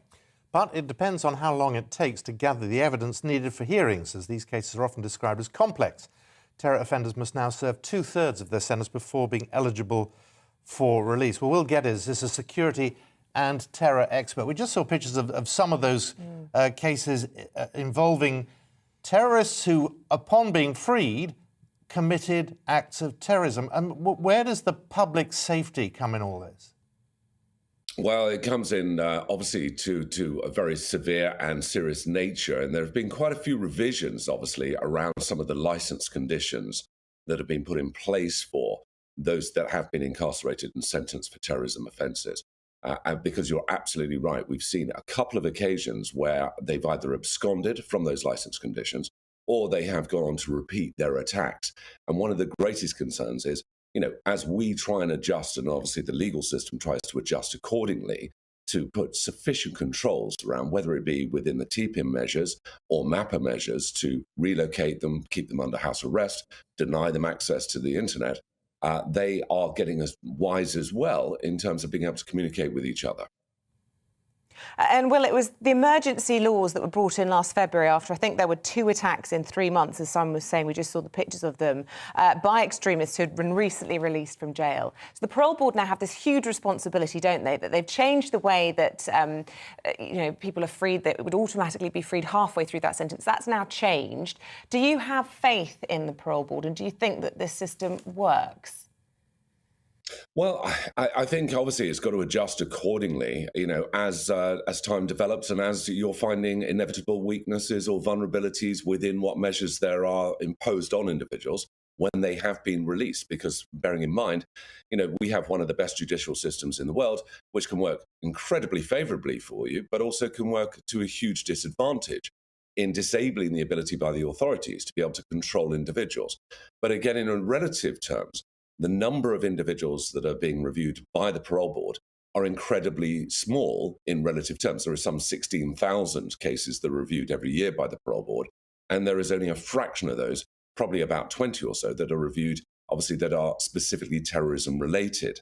But the Parole Board has been obviously under enormous scrutiny because of those repeat offenders to try and increase the number of individuals that are referred to. And these are not just Parole Board individuals, these are people within the intelligence community, these are psychiatrists and various others. But there is still this concern that it's not just those that obviously are released, it's those that are still incarcerated, still in prison, that are also fomenting those terrorist plots, preparing themselves for when they are released. Will, I just know so many people watching this are going to be going boo-hoo. All those security officers who were responsible for putting these people behind bars in the first place, must be wringing their hands. We're talking about people like Nazim Hussain. He plotted attacks alongside the London Bridge terrorist Usman Khan. Jack Coulson, who made a pipe bomb in his Nazi memorabilia-filled bedroom. The terror boss, Rangzib Ahmed.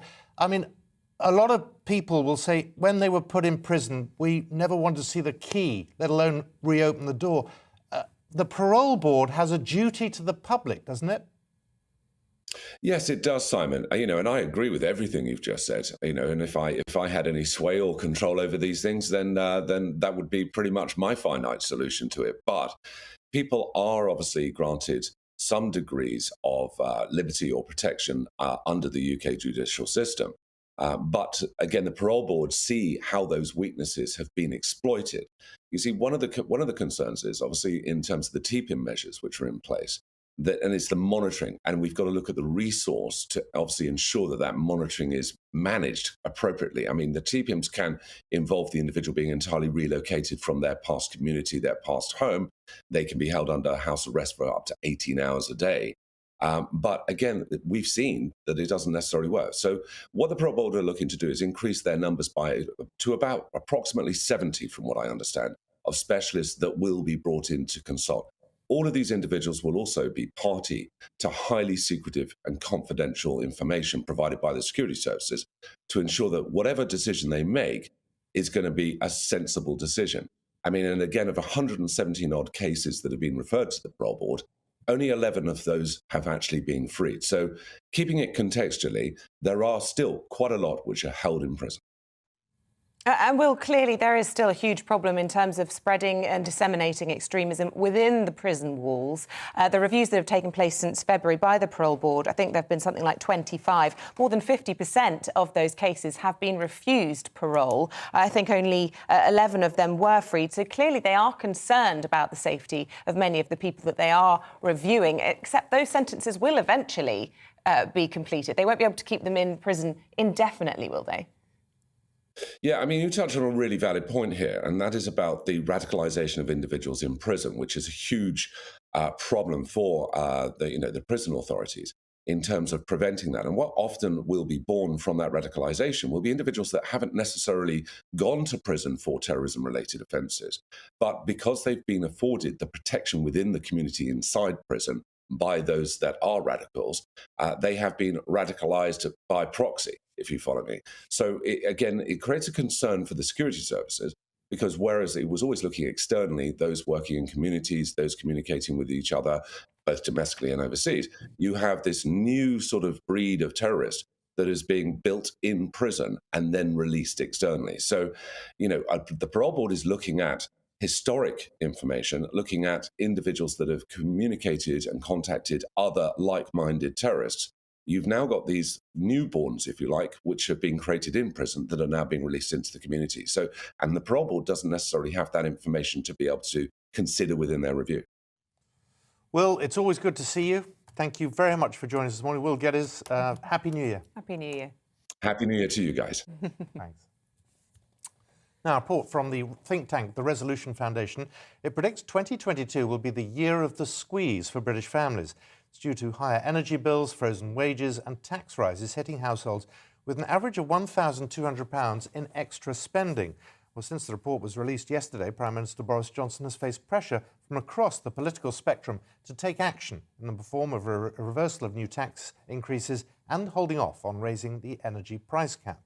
Well, Oscar Redrop is a public affairs consultant with Hawthorne Advisors and joins us now. A very good morning to you. Look, this is incredibly important from the Prime Minister, not least because 8 out of 10 of Red Wall voters say that the cost of living is a huge worry for them. What could he do to allay their concerns as we head into the year of the squeeze? Good morning, guys. Thank you for having me on, first of all. But this conversation, this issue, is being discussed with a lot of those Red Wall Tory MPs.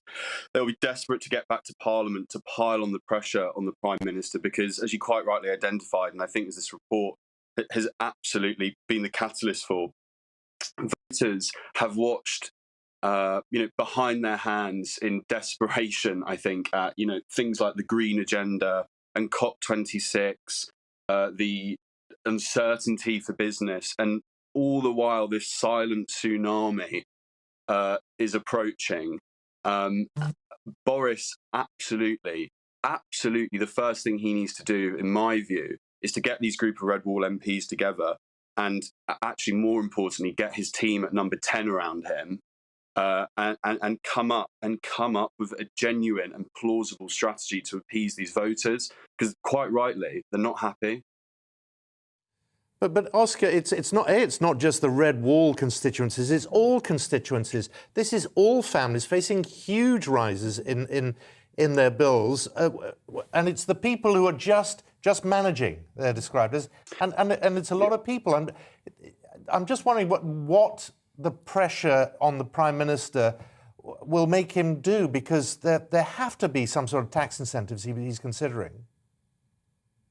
Well, I know, and Labour, I mean, this is a brilliant kind of open goal, if you like, for Labour. Labour is suggesting, cutting the VAT on energy prices. I'm sure that will be considered. And whilst I agree, Simon, of course, this affects everybody. But politically, the real issue here is, this government have been going around those Red Wall seats talking about levelling up, and that sounds like a bit of a joke.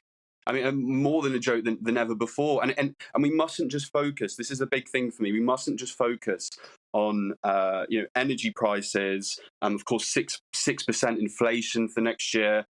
This impacts, and you did hint on this. This impacts, even things like train tickets, which is so heavily linked to the levelling up agenda. It all just looks like a bit of a joke at this point.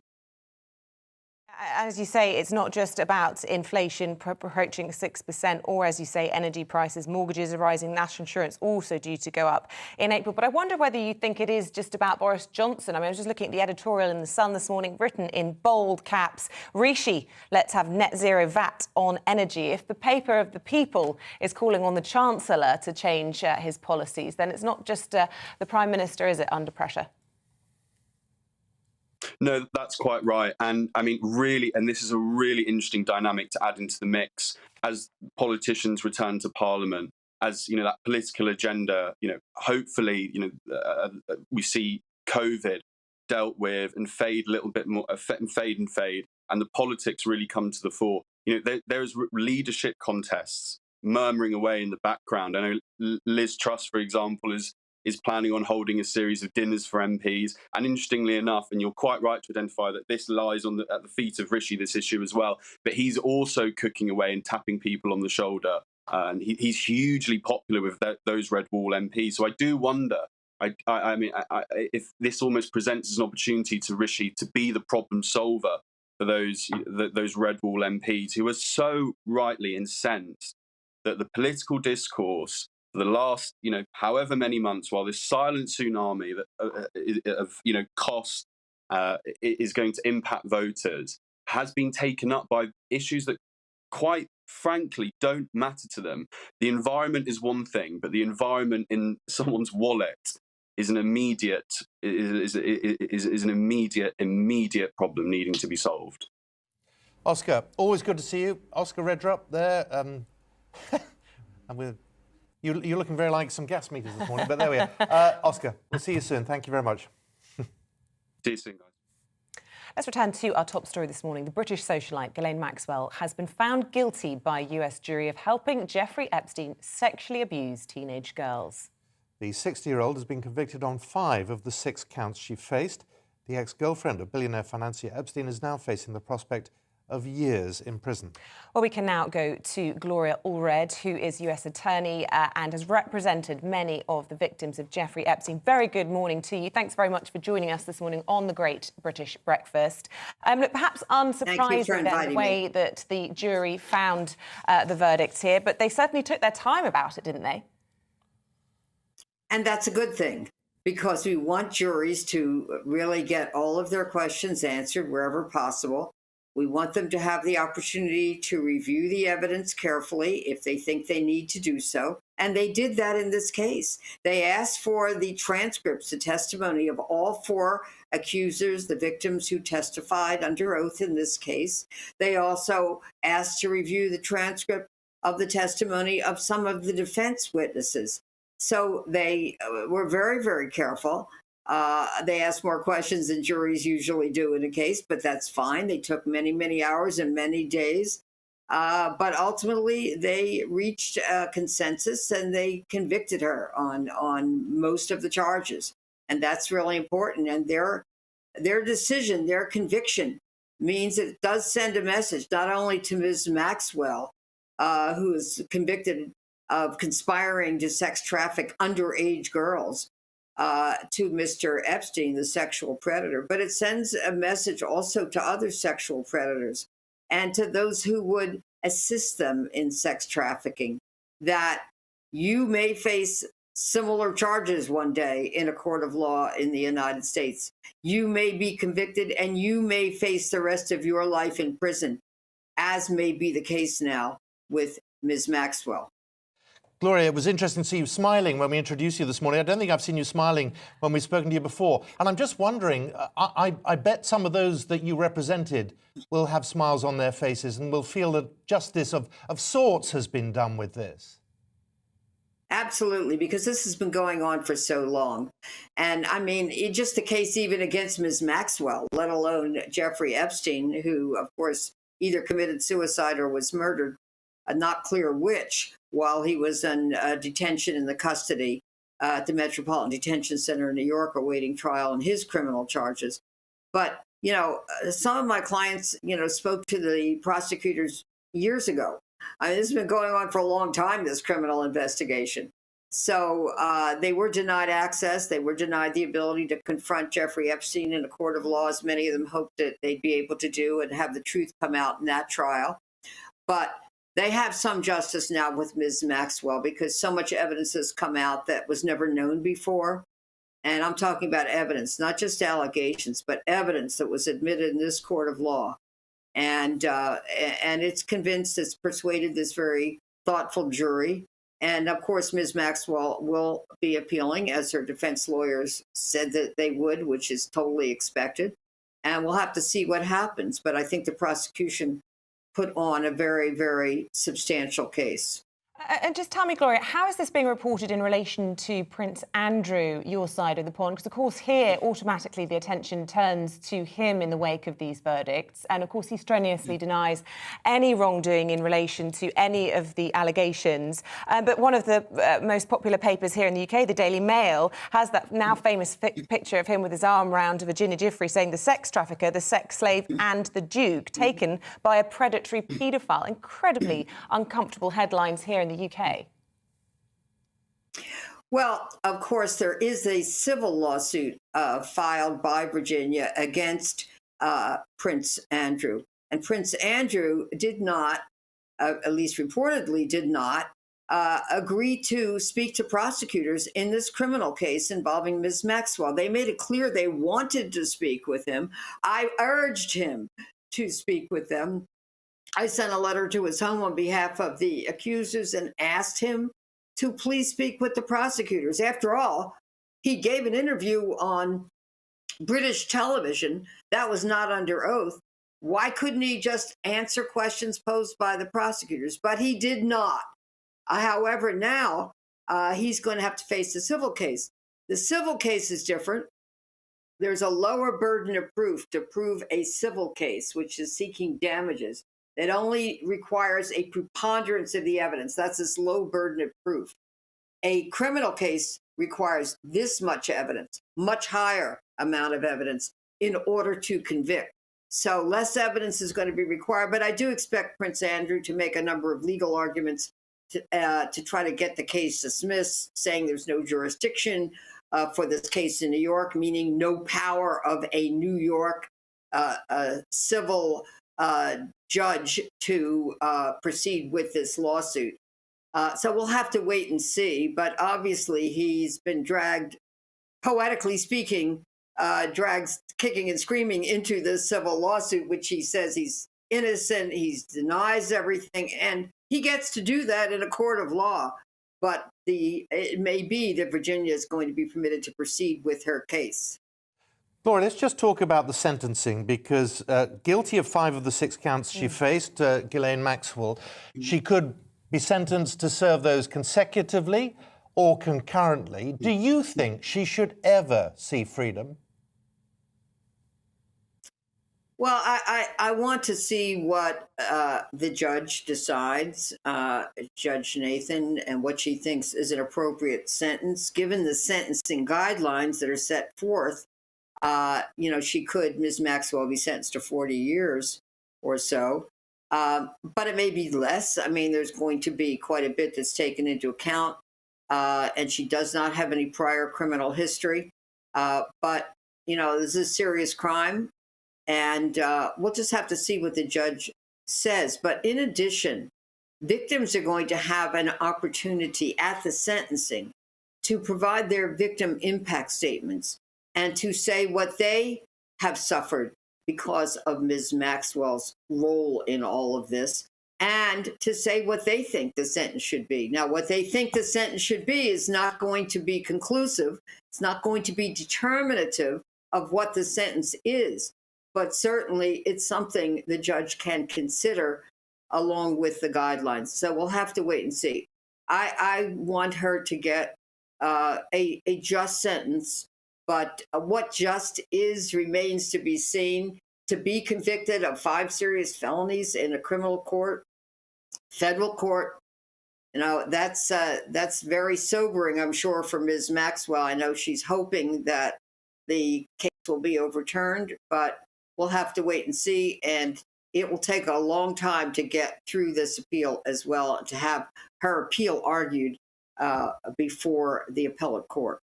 And of course, it is possible, as you say, then, that Ghislaine, who turned, I believe, 60 on Christmas Day, could well die in prison. Whilst she's waiting for sentencing, though, in the meantime, which is due to happen in the new year, will she go back to the Brooklyn detention centre that's been so famously awful for her, according to her relatives, or will she be taken, and I read in one of the papers, being taken to a federal prison, which was being described as like Disneyland in comparison? Is that where she's likely to stay whilst she endures or waits for her appeal?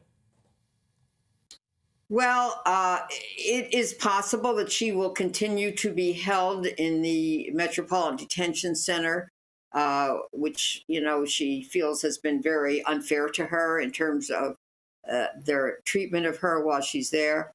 For example, I represented victims in the criminal case against R. Kelly, the singer-songwriter. I represent the majority of victims in that case who testified. He was held after conviction in the Metropolitan Detention Center. In other words, continued to be held there until after the sentencing. The sentencing in that case is not till May 4th, so he's still there. But after that, we'll see where he goes. He may go to federal prison, but he's also being prosecuted in other jurisdictions, so he may go to those jurisdictions. We'll have to wait and see. But as to federal prison, you described potentially as Disneyland compared to where she is. There is much better conditions in a federal prison by far than in essentially the Metropolitan Detention Center. So, she will have something a little bit, better for her there in the federal prison, if, as and when she's sent there. Gloria, what message does this send out to women? That the vile monster at the heart of this has effectively got away with it. You say he was murdered. Ghislaine Maxwell believes he was murdered as well. But he hasn't faced any consequences. And yet a woman has. How do those people that you represent feel about that? Well, by the way, I didn't say he was murdered. I said suicide or murder, and it's not really 100% clear to me which yet. There are arguments on both sides. But having said that, many of my clients are just so happy that, justice has been done, at least as to Ms. Maxwell. I mean, this really is a legal reckoning. It's all because these victims had courage, that they were brave enough to share and recount to federal prosecutors and to law enforcement what they suffered and what Ms. Maxwell did to them and what her role was in all of this. And that was not just decided by the jury based on their testimony. There were a lot of other electronic evidence, internet evidence, flight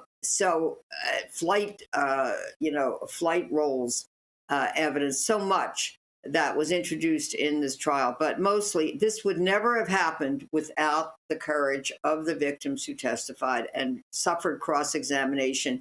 And the defense tried to discredit them and had their expert try to challenge their memories, and then tried to suggest that they were biased because they had received compensation from the Victims Fund. None of that worked. The prosecution's witnesses were believed. There's nothing wrong with them having sought compensation.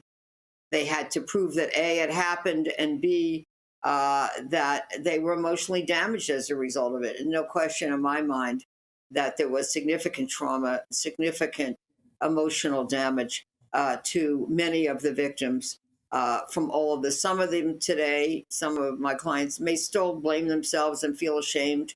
But you know what? They were just underage girls, many of them, and adults know better, and they took advantage of them, and the victims were brave and empowered and came back and told their truth. And so I'm just very happy for this day, and I hope it inspires others who are victims of sexual misconduct by other predators to also have confidence to come forward and know that they too may be believed.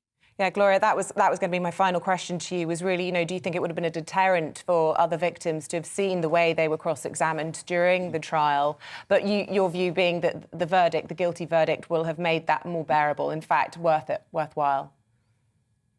I do think, we talk about being involved in the Me Too movement. We are still involved in the Me Too movement. And what the Me Too movement means is that victims will throw off the fear that has kept them subordinated and kept them silenced. And once they throw off that fear, all things are possible, and justice will be on their way.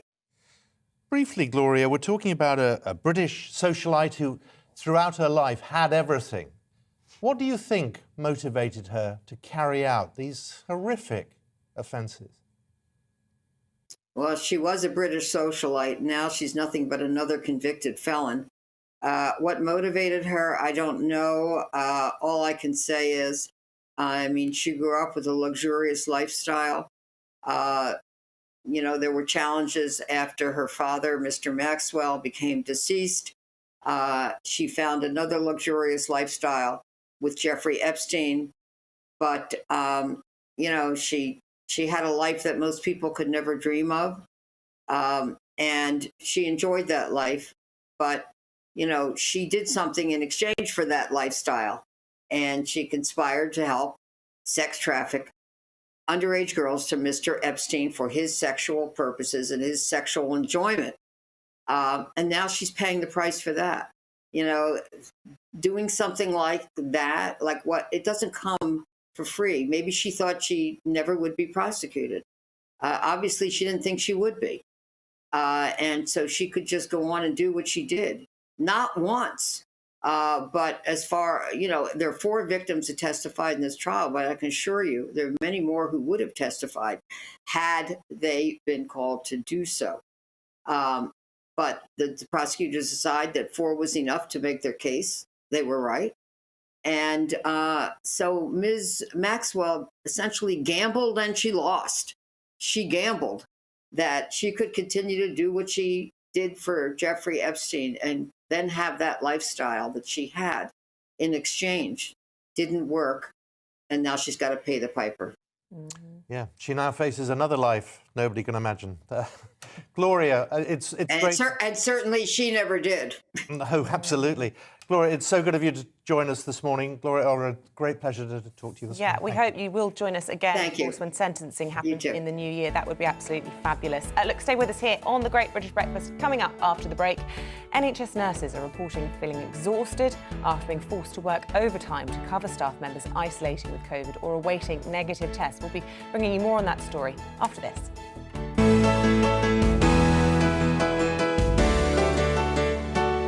You're You're watching GB News live across the UK and the world on our digital stream. GB News is Britain's news channel. We are the UK's home of discussion and debate from all perspectives. We are here for you. Don't forget to join our YouTube community by clicking on that subscribe button. And if you want the GB News app, you can click and catch up on programmes anytime. We love to hear from you, so email us. gbviews@gbnews.uk. Thanks for being part of the GB News family.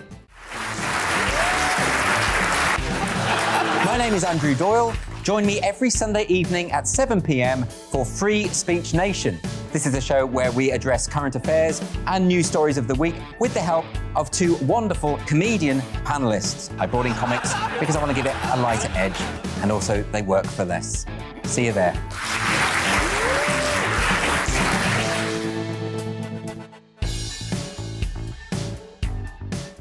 Join my show Farage, 7 p.m. till 8 p.m. Monday through Thursday, and there you will get opinion, analysis, debate, and I'll cover stories that nobody else dares to touch. And then for the last 15 minutes, talking pints. We're over a drink. We have a civilized conversation with someone. We very often disagree, but we do it in a grown-up way. Come and join me on Farage.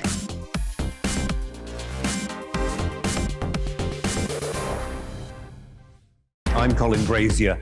I've reported from more than 70 countries around the world, covered wars from Afghanistan to Iraq, from Lebanon to the Balkans. I'm trying to bring that experience, that feel for events, to the studio. And something else. I'm ready to give an opinion. Today's stories with a spark. Brazier from 8 p.m. weekdays on GB News.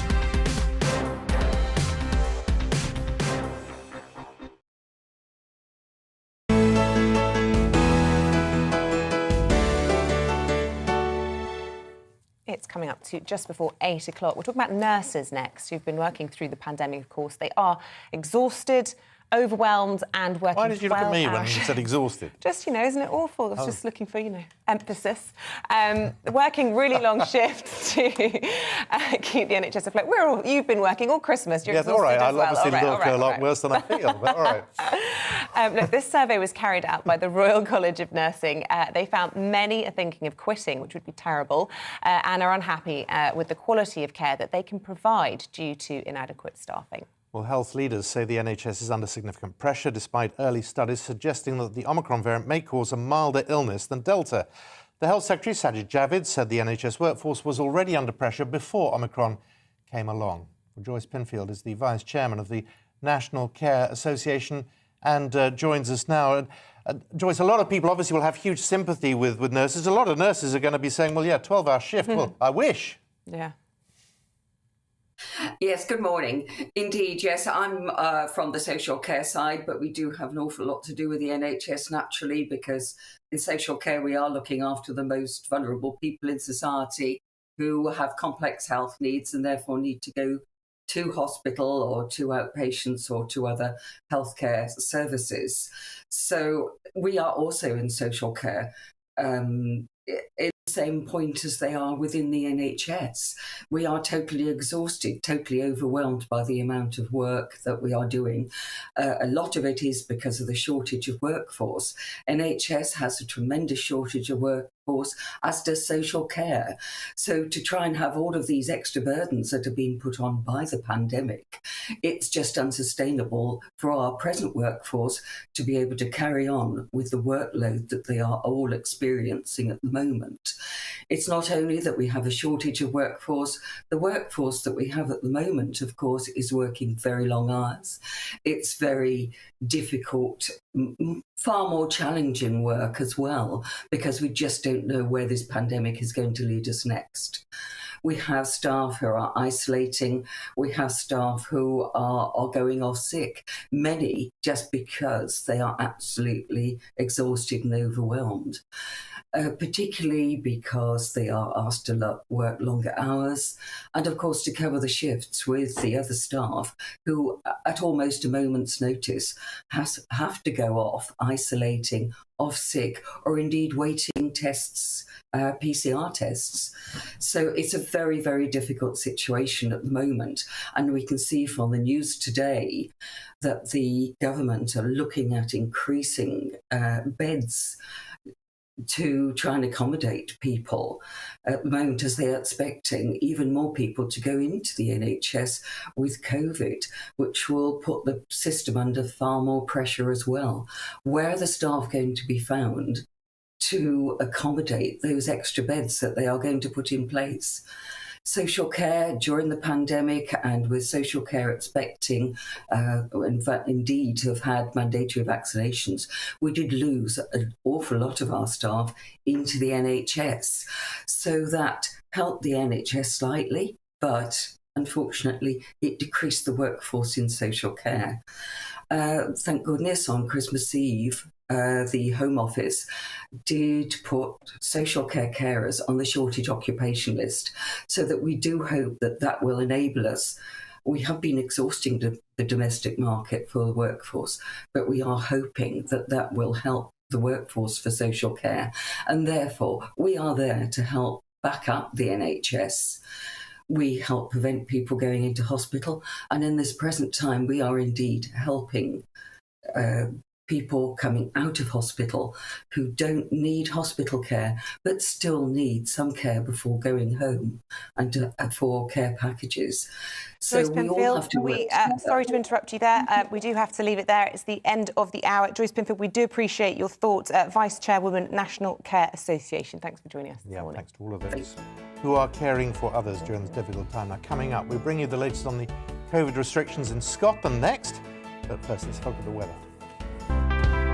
It's time to remind ourselves there's always another winter. Canary Islands sponsors the weather. Hello there, good morning. More cloud and rain, particularly towards the south as well as the southwest through today. It will dry up elsewhere, and wherever you are, it's going to be a mild one and also a breezy one. Low pressure firmly in charge. Now, through the day, the winds will remain fairly gusty towards the east and northeast. See that rain, though, clearing towards the North Sea, but a feed of cloud continues towards the southwest. So it's a damp morning across England and Wales. The rain across the northeast of Scotland will clear. Notice some brighter skies here. Aberdeenshire down towards Borders, Northumberland and Trim and Derry also for Northern Ireland, seeing some brighter weather. But then the rain returns through the afternoon across the West Country, central southern England, pushing up towards Wales as well as the Midlands. A keen breeze, a gusty one over the hills and mountains, but temperatures holding up, coming in around 14, even 15 degrees Celsius. Now, as we head through the evening and overnight, that rain pushes ever northwards. Some moderate bursts to come across Northern Ireland, Northern England, as well as southern Scotland. Again, the air is mild, but more rain returns towards the west later. Irish Sea coast seeing the strongest winds through the day. And as we head into New Year's Eve, it's a bit of a wet start to the morning. A swirl of cloud, outbreaks of rain, drier for the Northern Isles and even brighter. But through the day on New Year's Eve, the rain will ease. Certainly it will clear the far southeast through the afternoon. And then we'll see some brighter skies come in across the Midlands as well as Wales. Hanging on to rain across Northern England, Northern Ireland and southern Scotland. But even here, it will become patchy. So some drier weather as we head into New Year's Eve evening. So many areas seeing some drier moments through the last day of 2021. And it will be mild, although windy. So that's the picture through 2021, the last few days into 2022. It dawns bright with some sunshine, a blustery breeze, a few showers lurking around, then it turns colder from the north. I'll see you later. Canary Islands sponsors the weather.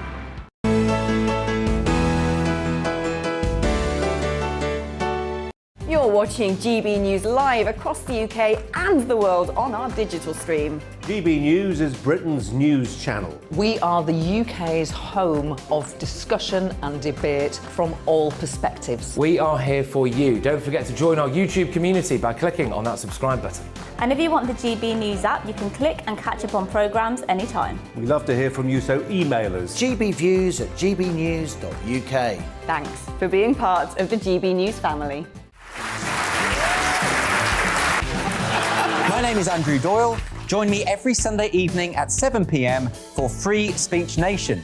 This is a show where we address current affairs and news stories of the week with the help of two wonderful comedian panellists. I brought in comics because I want to give it a lighter edge, and also they work for less. See you there.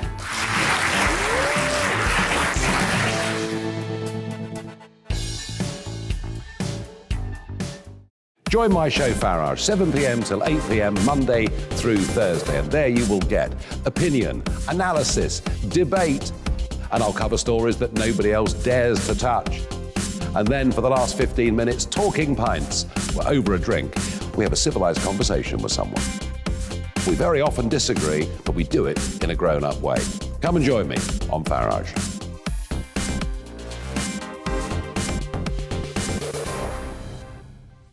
I'm Colin Brazier. I've reported from more than 70 countries around the world, covered wars from Afghanistan to Iraq, from Lebanon to the Balkans. I'm trying to bring that experience, that feel for events, to the studio. And something else, I'm ready to give an opinion. Today's stories with a spark. Brazier from 8 p.m. weekdays on GB News.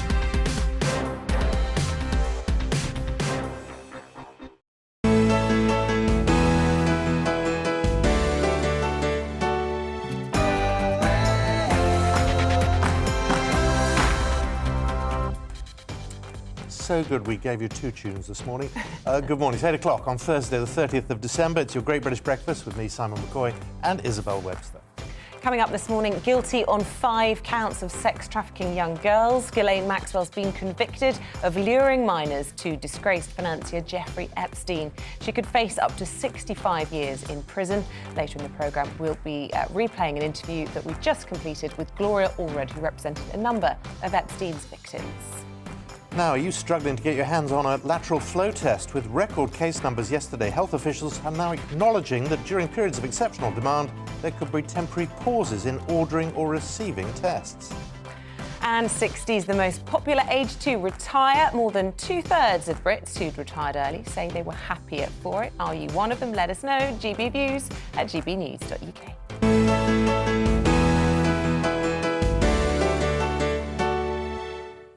Our main story, British socialite Ghislaine Maxwell has been found guilty by a US jury of helping Jeffrey Epstein sexually abuse teenage girls.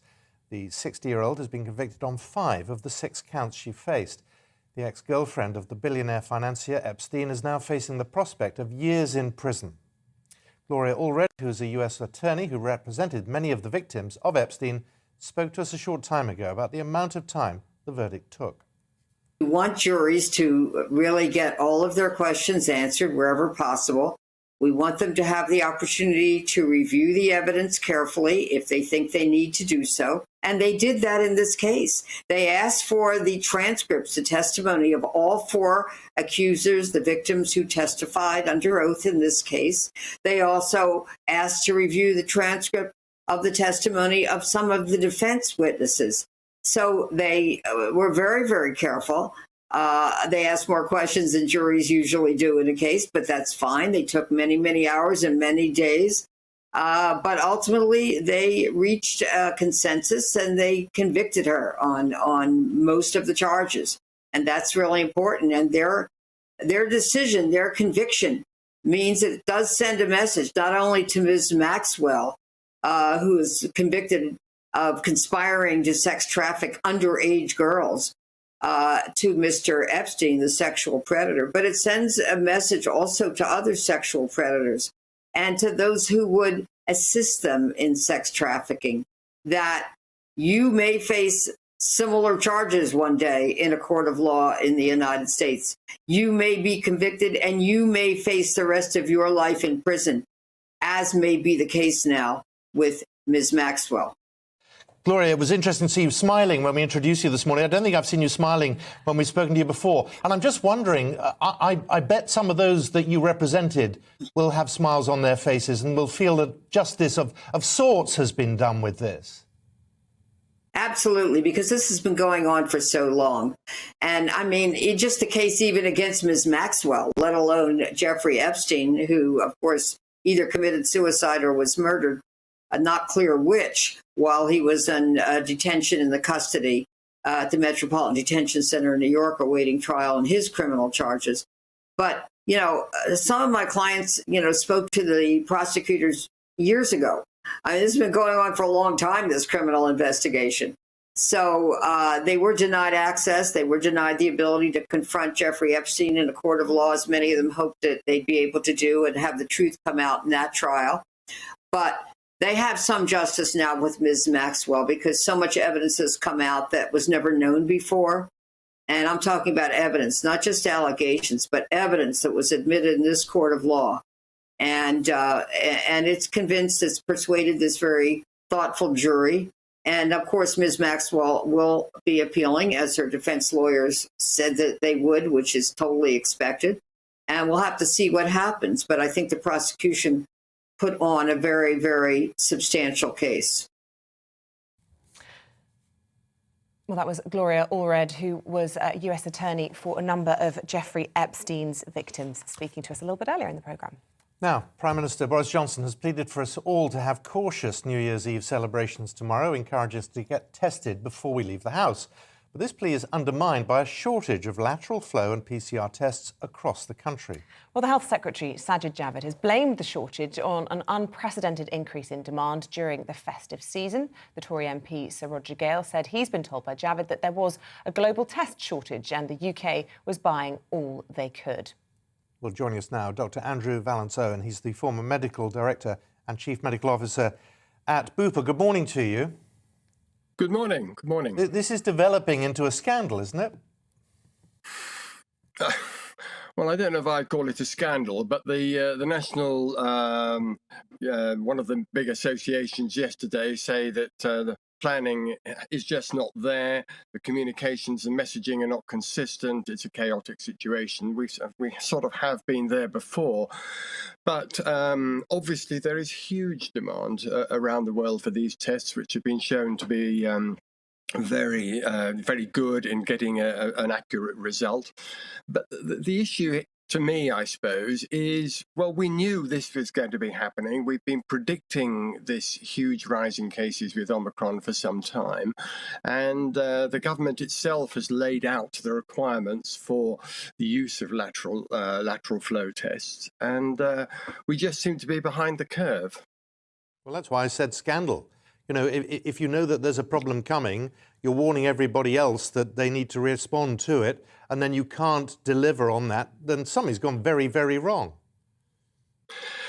Well, and that is why there is so much concern around from people themselves who are desperately trying to get these tests. I mean, you're required to have them now for so many things. Rightly, I think. I think the policy is correct, but you have to, like PPE, if you're going to have a policy and requirements for things, you have to not only say you're putting money in and delivering, you have to deliver on the ground, and that's where the issue is here, I think. And you know, we can see the increasing concerns now in the hospitals because of the worry about the increasing, you know, we've now got over 10,000 cases in hospitals, and that's a further requirement for PCR, for a lateral flow test if you want to go and visit somebody, if you're able. Huge requirement, and supply not there. Yeah, and of course the Prime Minister urging people to be cautious ahead of New Year's Eve tomorrow, but party on despite the shortage of tests, and that in turn could have consequences for the health service. Yeah, I know this party on thing is also of concern. You know, why is it that I think we know why it is, that in Scotland, Northern Ireland and Wales, there are tighter restrictions in place over the New Year period. And we know that that is not the case in England, partly for political reasons. I don't want to go into that, but there is a lot of pressure on the Prime Minister not to have further restrictions. And so we've got ourselves into as you say, into a bit of difficulty here. And we now have I saw this morning, actually, the medical director of the NHS saying the NHS is going onto a war footing. You know, we have to act before it's too late. Just for the public who, you know, trying to do the right thing, and even if this isn't about trying to travel or get into a nightclub or having the right documentation, we've been let down too many times, is a cry I'm hearing already, lots of people emailing. Where does the buck stop? Well, at the end of the day, and the Prime Minister has said it himself, the buck stops with the Prime Minister. But there's there are very many parts to this story, aren't there? I mean, I think the messaging and communications from the top has been very mixed, and people have found it difficult to understand, well, how important it is. On the one hand, you know, we're being told we can party over New Year. On the other hand, but with great caution. I mean, this Omicron variant is very transmissible. It's very infective. I'm sure we all know, particularly in London, of people who have just been to dinner parties or kids have been out. And pretty well all of them have come back Omicron positive. And, you know, so the messaging has to be right. And as we said earlier on in this interview, if you're going to have rules which have to be applied, you need to have the equipment, in this case lateral flow tests, available for people to obey those rules. And just briefly, before we let you go, what would you say to someone who wants to go partying tomorrow but hasn't been able to get their hands on a test? Would you say, tough luck, don't go out?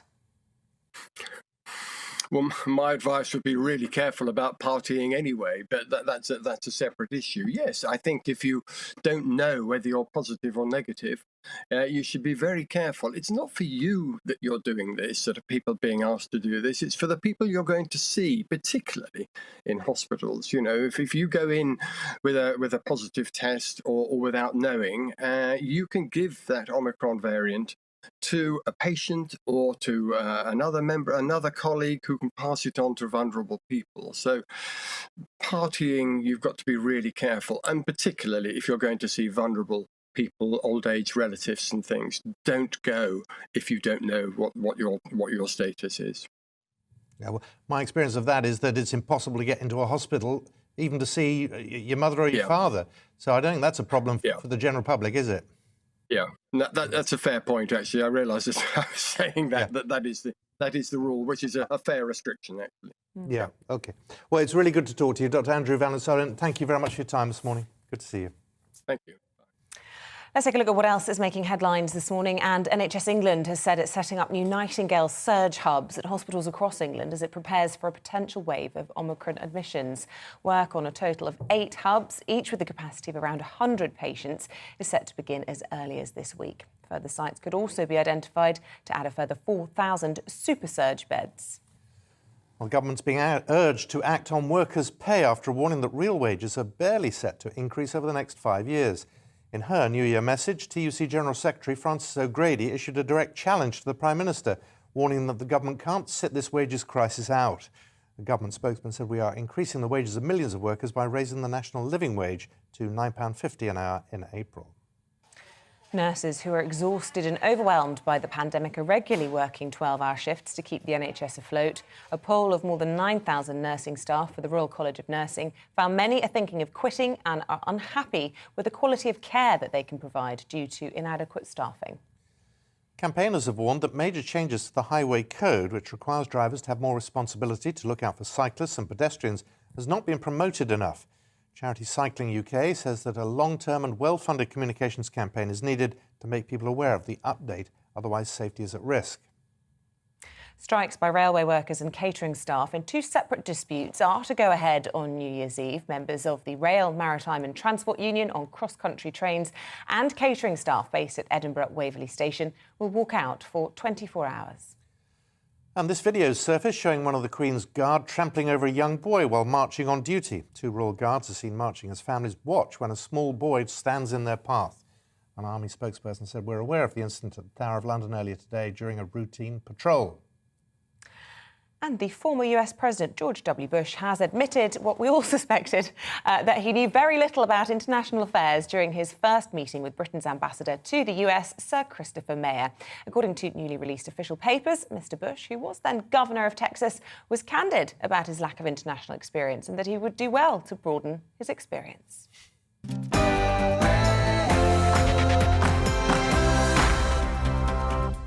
Coming up to 8:15, you're watching The Great British Breakfast. Now, Nicola Sturgeon said yesterday that it is her expectation Scotland will continue with their new lockdown rules until the 17th of January. Well, since Monday, nightclubs in Scotland have been forced to close, pubs have had to return to table service only, and enforcing the rule of 6 and 1 metre social distancing has been reintroduced for all hospitality venues. Public events are also limited to 100 people standing or 200 people sitting, meaning Hogmanay celebrations are off. Amid rising case numbers in Scotland, the First Minister also suggested isolation rules could be shortened from 10 days to match England's 7. Let's talk to the owner of the Criterion pub in St Andrews. He's a friend of the channel. Steve Latto joins us now. Not really what you wanted to hear, but do you accept that she's made the right call? I think it's a difficult decision no matter what we do. We're dealing with a highly transmissible variant of COVID now. So we've got an issue that we need to stamp down on. 1 metre distancing is probably sensible. Table service brings its own issues because we're understaffed at the moment anyway, and because we've got so many people off with isolation that we're kind of struggling to stay open. And tell us about your own experience, because I believe some of your staff have been isolating as well. That's right. So we've had 2 members go down just after Christmas. So thankfully they were off from Christmas Eve. They tested. We asked everybody to test before they came in on the 27th, and they tested positive. So that takes them out the equation now for 10 days. We were only working on roughly about 50% staffing anyway, because a lot of our staff go away for Christmas because they're students. So it's put us under severe pressure to the point if we have one more person going off, we will have to close for up to 10 days. Anecdotally, Steve, are you hearing from people who are saying, oh, we're off to England to celebrate? Yes, I mean, there's certainly that, people are going down to Newcastle, for instance. I've heard a number of people saying that now. And I think it is because it's a short trip across the border. Hogmanay is essentially shut down in Scotland unless what we can assume will happen is more people will just have house parties. Certainly, we normally open till 1 o'clock in the morning with a live band. And bring in the new year with dancing and a bit of singing, and unfortunately we'll be closing at 10 o'clock this year on Hogmanay and going home to spend it with the family. So there is a silver lining from that point of view. Well, it's lucky you said that, because I suspect the family's watching, I think. I wanted to ask you whether or not you feel, though, in situations like this, when the devolved nations act differently on particular policies, and it becomes kind of meaningless, doesn't it, when people could cross the border and just do what they want to do in their host nation anyway? Absolutely. I mean, we need a 4 nations approach to this. It'll be the same in Wales, where they'll be going across the border for New Year's Eve as well. So it kind of defeats the purpose. We really need our heads of government to get a one approach for all 4 nations, and it just provides a consistency of message. We've had a lot of people coming up from England and Wales for over the Christmas period, and they're confused about the restrictions that we've got up here as well. As our even people that have been living with these restrictions, one day to the next, we don't know what's happening. I mean, Nicola Sturgeon, First Minister, brought back Parliament yesterday to not change anything. So I don't understand what that was about yesterday. We thought we were going to be changing the isolation period, because 10 days at the moment is out of sync with yourselves down south. And it certainly would provide a help to the workforce, not just in hospitality, but I believe everybody's struggling, from all our suppliers. The isolation period is a real issue. And if it if it doesn't need to be 10 days, then we don't understand why we're still at 10 days. I have no idea if you're a nationalist or not, but I'm just wondering whether that debate has been heightened by this, whether that division and the fact that England is doing its own thing has strengthened Nicola Sturgeon's case or not. I think the country's 50-50, to be honest, and we always have been. I mean, there's certain people that want to be independent. There's ones that don't. There's benefits for and against, but this isn't the time for that discussion. We're in the midst of the pandemic. We're again seeing restrictions. That needs to be put aside. Politics needs to be put aside. We just need to get the best approach going forward for everybody's safety, but also to help the economy as well. You know, we're looking at the aspect of closing down again with no support for our staff. So if we do have to close down for 10 days, our staff will more than likely have to go into statutory sick pay. That's not a fair way to approach a pandemic. We've had furlough before. We need furlough again, and then that would help businesses, you know, incubate against this 10-day isolation period that we've got. Well, Steve, let's hope your family share your view that you being there at the Hogmanay celebrations is a silver lining. It may not. You never know. Steve Latto, really. You never know. No, you never know. Have a happy New Year, however you spend it. Thank you. You too. Thank you. Now, almost 100 terrorists are to be considered for parole. We'll be talking about that after the break, and we'll also be talking about the world's first Bitcoin rehab centre. It's easy for you to say. For traders who've lost millions to the cryptocurrency. Don't go anywhere. We'll have more on both those stories in a moment. It's time to remind ourselves there's always another winter. Canary Islands sponsors the weather. Hello there, good morning. More cloud and rain, particularly towards the south as well as the southwest through today. It will dry up elsewhere, and wherever you are, it's going to be a mild one and also a breezy one. Low pressure firmly in charge. Now, through the day, the winds will remain fairly gusty towards the east and northeast. See that rain, though, clearing towards the North Sea, but a feed of cloud continues towards the southwest. So it's a damp morning across England and Wales. The rain across the northeast of Scotland will clear. Notice some brighter skies here. Aberdeenshire down towards Borders, Northumberland and Trim and Derry also for Northern Ireland seeing some brighter weather. But then the rain returns through the afternoon across the West Country, central southern England, pushing up towards Wales as well as the Midlands. A keen breeze, a gusty one over the hills and mountains, but temperatures holding up, coming in around 14, even 15 degrees Celsius. Now, as we head through the evening and overnight, that rain pushes ever northwards. Some moderate bursts to come across Northern Ireland, Northern England, as well as southern Scotland. Again, the air is mild, but more rain returns towards the west later. Irish sea coast seeing the strongest winds through the day. And as we head into New Year's Eve, it's a bit of a wet start to the morning. A swirl of cloud, outbreaks of rain, drier for the Northern Isles and even brighter. But through the day on New Year's Eve, the rain will ease. Certainly it will clear the far southeast through the afternoon. And then we'll see some brighter skies come in across the Midlands as well as Wales. Hanging on to rain across Northern England, Northern Ireland and southern Scotland. But even here, it will become patchy. So some drier weather as we head into New Year's Eve evening. So many areas seeing some drier moments through the last day of 2021. And it will be mild, although windy. So that's the picture through 2021, the last few days into 2022. It dawns bright with some sunshine, a blustery breeze, a few showers lurking around, then it turns colder from the north. I'll see you later.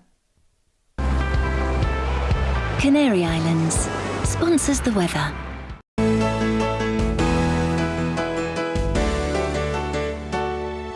You're watching GB News live across the UK and the world on our digital stream. GB News is Britain's news channel. We are the UK's home of discussion and debate from all perspectives. We are here for you. Don't forget to join our YouTube community by clicking on that subscribe button.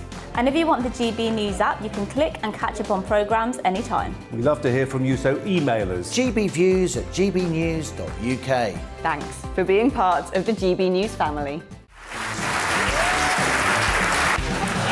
My name is Andrew Doyle. Join me every Sunday evening at 7 p.m. for Free Speech Nation.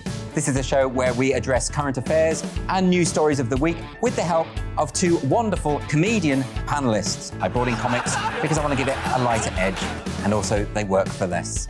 See you there.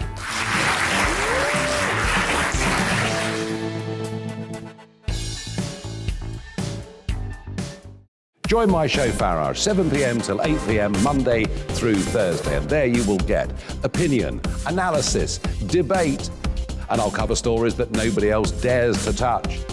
And then for the last 15 minutes, talking pints. We're over a drink. We have a civilized conversation with someone.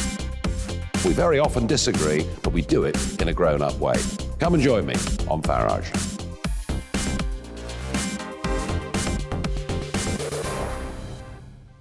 I'm Colin Brazier. I've reported from more than 70 countries around the world, covered wars from Afghanistan to Iraq, from Lebanon to the Balkans. I'm trying to bring that experience, that feel for events, to the studio. And something else. I'm ready to give an opinion.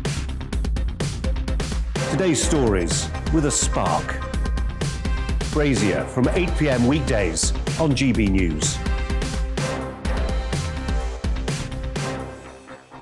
Join us for Political Correction. We're here every Sunday to correct politics and put you, the people, back in charge. We talk about all areas of the United Kingdom, including Northern Ireland. Our debate goes way beyond the Westminster Village. It's about the real country. It's about your opinion. So please, we want you to tell us what you think. This is Political Correction. Every Sunday morning from 10 a.m. here on GB News.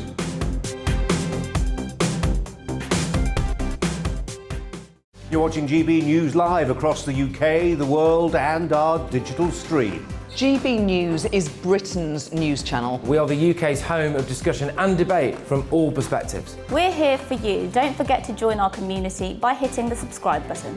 And download the GB News app so you can click and catch up on programmes anytime. We love to hear from you. Email us at gbviews@gbnews.uk. Thanks for being part of the GB News family.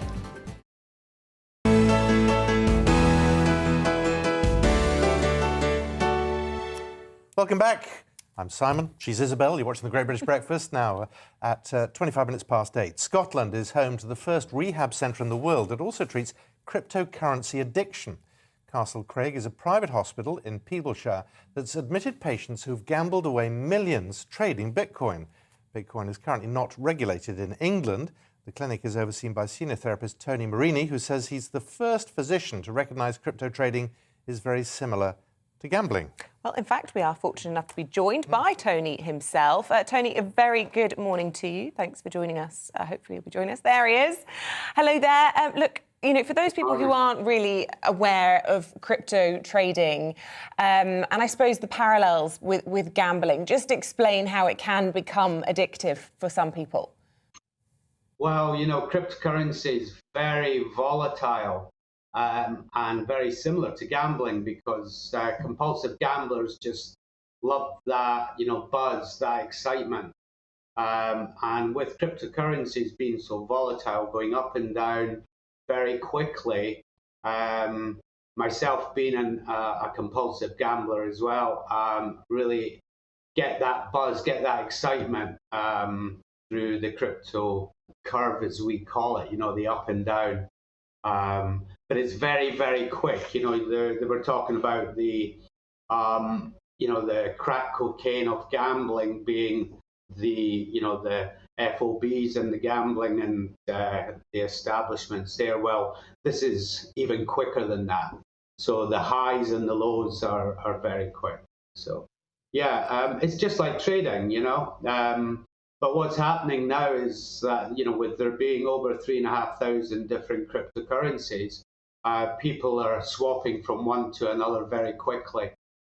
And it's that fantasy, that fantasizing about getting that big win and being able to buy lots and lots of different things, you know. So, yeah, it's becoming a massive problem. I've been researching it now for the last 6 years since we had our first compulsive crypto person coming here, and yeah, it's been very interesting to see the how it's gone from like just a few people doing this to many, many thousands of people doing this, and I think it can only get worse now. Tony, you said it. It's just like trading. People have been doing this for years. It's difficult to have much sympathy with people because what they're doing, they're just trying to make a fast buck. Well, they are just trying to make a fast buck, but that's not what's happening.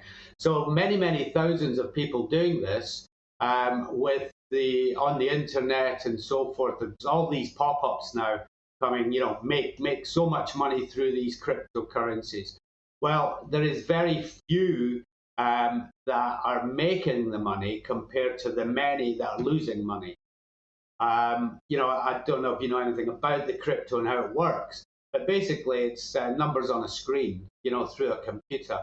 So if, say, someone is, because there's over £2 trillion in cryptos now. So if somebody's putting, say, 10 million into a crypto, that crypto is going to go up. Now, people see this, so they want some of that. So then we get many, many people investing in that or trading in it. Now, what happens if this guy takes his 10 million plus what he's made on it out, then that crypto is going to fall very, very quickly. So then we have many, many people losing money. It's, you know, I it interviewed... sounds like, you know, I can make lots of money here, but really, in reality, I have seen so many people lose so much money. I had a lady that retired. She had 240,000 euros in her pension fund. She invested it into crypto, and within 1 month, she had lost a lot. Terrible. And that is just one tiny story. Yeah. Tony, I interviewed Jordan Belfort. Lots of people will know him, the real Wolf of Wall Street. I'm hoping you can still hear us whilst we're on this shot. But he was the real Wolf of Wall Street, which, of course, the iconic movie was made about his life. And I interviewed him about the GameStop phenomenon that was happening earlier on in the year, where lots of people were doing exactly what you described. They were hearing of a small number of people doing incredibly well out of this new cryptocurrency and then all trying to get on the bandwagon. And Jordan Belfort's advice was, get out, don't do it, don't do it.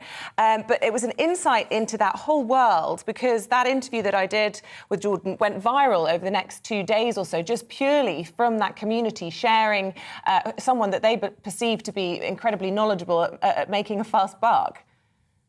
Absolutely. So you're hearing many, many people of making money, but then there's at least tenfold that are losing money. And the people that are losing money don't want to be coming forward and saying, listen, I've lost all this money because of the shame, the guilt, you know, the pain, the hurt that they're causing to the family and so forth. I know so many people now over this last 6 years that have embezzled money to, you know, try and recuperate the money that they've lost. You know, this is only going to get worse over the years. I mean, in the last 6 years since the very first patient that I had doing this had made 750,000 on Bitcoin. And within a year had lost over $1.5 million in other forms of gambling. Now, it got him hooked on to prescription drugs because he wanted to be up all the time. You know, he wanted that amphetamine to keep him up. Then he got hooked on cocaine, alcohol. You know, this is going to be, I would say, an epidemic if this continues. There is no regulation to this. You know, I'm just wondering how many politicians out there have cryptocurrencies, because there doesn't seem to be anything happening. You know, I know a few people now that have committed suicide through this. This is gambling straight away. There's lots and lots of criminal activity going on. I mean, most of the people that came in here started with the dark web because they can use the cryptocurrencies to buy whatever they wanted on the dark web. So they started to get into that. Now, the criminals are starting to open up platforms, take people money, and then they're closing these platforms down. And there's nothing anybody can do about it. You know, what is the government going to do with this? This is gambling. As soon as you buy something on the internet with a crypto, this is gambling. Okay, Tony Marini. Just over a month ago, just over a month ago, I went on to pay a bill in my bank, and it asked me why. And at the bottom of the list, it says, "Are you buying cryptos?" So I was very interested in that. So I pressed it, and then, and this was the TSB bank, and they said, "We have suspended all crypto purchasing because of the criminal activity in it now." You know, so if banks are recognising this, what are the government going to be doing? Tony, it's good to talk to you. Tony Marini, thank you very much. GBviews at gbnews.uk. If you've got a view on that, greed is not always good. Yeah, sounds like restrictions are needed, or regulation at least, in that particular instance. Now, restrictions in Northern Ireland will be reviewed at an executive meeting later today. This comes as tighter restrictions come into force from Boxing Day, including nightclub closures, recommendation to work from home. It's all happening. Doogie's there, as you can see. Doogie, what are we expecting to hear later? Well, welcome to Saintfield here in Northern Ireland. In fact, this is a school that's built on the site of the Battle of Saintfield, where the United Irishmen had one of their only victories in 1798. I don't think there'll be many united voices, mind you, around the executive table today. There are quite a few people in the education side of Northern Ireland that are looking for a circuit breaker in education to try and control this COVID outbreak. The problem being, of course, is that the children in schools like this one behind me, the ones that were in third year and now facing their GCSEs, have been more often learning from home than they have actually been in school. So therefore they're going to find this pretty hard to sit these exams. On the other side of the executive table is the business community, and they are very, very angry at the Northern Ireland Executive and how the lack of information and how quickly it has came to them. I spoke to a couple of bars last night, and the police were in the doors looking for the COVID passports that were announced and looking to see that people were sitting on 60 a table, only so many in, everybody having their passports. And a lot of this stuff is only guidance, it's not just law.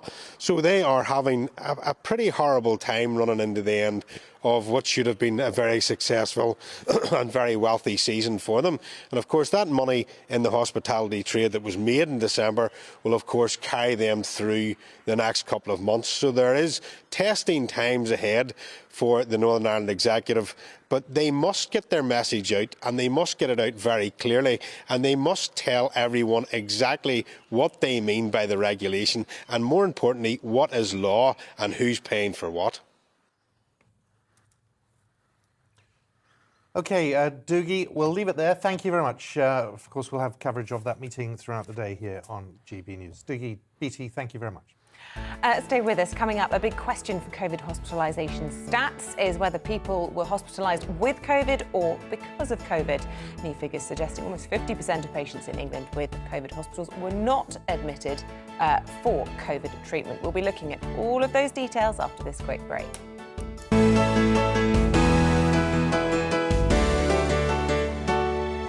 You're watching GB News live across the UK and the world on our digital stream. GB News is Britain's news channel. We are the UK's home of discussion and debate from all perspectives. We are here for you. Don't forget to join our YouTube community by clicking on that subscribe button. And if you want the GB News app, you can click and catch up on programmes anytime. We love to hear from you, so email us. GBviews at gbnews.uk. Thanks for being part of the GB News family. My name is Andrew Doyle. Join me every Sunday evening at 7 p.m. for Free Speech Nation. This is a show where we address current affairs and news stories of the week with the help of two wonderful comedian panellists. I brought in comics because I want to give it a lighter edge, and also they work for less. See you there.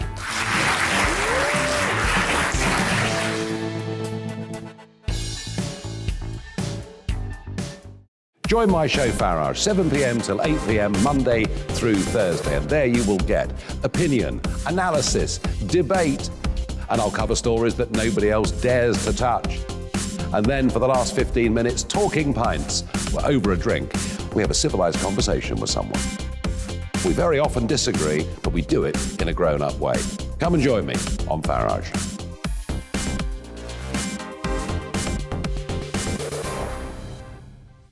I'm Colin Brazier. I've reported from more than 70 countries around the world, covered wars from Afghanistan to Iraq, from Lebanon to the Balkans. I'm trying to bring that experience, that feel for events, to the studio.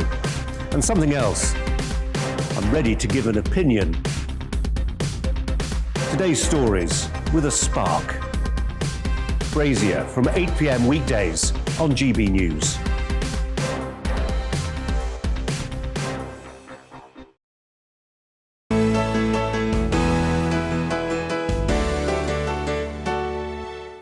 Welcome back. It's coming up to 20 to 9 this Thursday morning. We're talking now about terrorists. Almost 100 of them are being considered for release from prison by the Parole Board. Terror offenders like those you can see here, Nizam Hussain, Jack Coulson, Rangzib Ahmed, Jawad Akbar and Abdul Rauf Abdullah all could be considered for release from prison next year by the Parole Board. There are 92 active and ongoing terror cases, some that could come before parole judges, which will be determined next year. But it all depends on how long it takes to gather the evidence needed for hearings, as these cases are often described as complex. Terror offenders must now serve 2/3 of their sentence before being eligible for release. Well, Dr. Alan Mendoza is the co-founder, executive director of the Henry Jackson Society. And good morning to you. This is one of those stories which seems to be so out of step with the public mood. Everybody who's been contacting us this morning saying, well, look, these are convicted terrorists. They shouldn't even be considered for parole. Oh, absolutely. Look, I think this is one of these farcical situations where, if you recall, until the legislation changed recently, they were automatically being released. Now we've got a situation where the government has thankfully at least changed that and has meant that they have to be assessed before being released. But yes, it's quite right to assume that, these are hardened terrorists in many cases. Why would you want them on the streets before their sentence is actually ended? So just to clarify then, they're reviewing whether or not they can be released early, as you say, before their sentences are complete, but they wouldn't be able to keep them behind bars beyond that sentence, would they, under these conditions? No. Once you get a sentence, your sentence is your sentence, the tariff is served, and then you're released beyond that time. What we're talking about at the moment is the situation where they're allowed to be released early. I'm just wondering, with all that's going on, with all the pressures on public services that we have at the moment, how important is it that these parole boards should be having these investigations that clearly cost money, take time that could be spent elsewhere? Well, I mean, that's a very good point. Why should we be lavishing public resourcing on letting the most dangerous criminals out of prison? It would seem obvious that if you had to prioritise, you would just say, look, you people are the most dangerous sorts, we're not letting you out.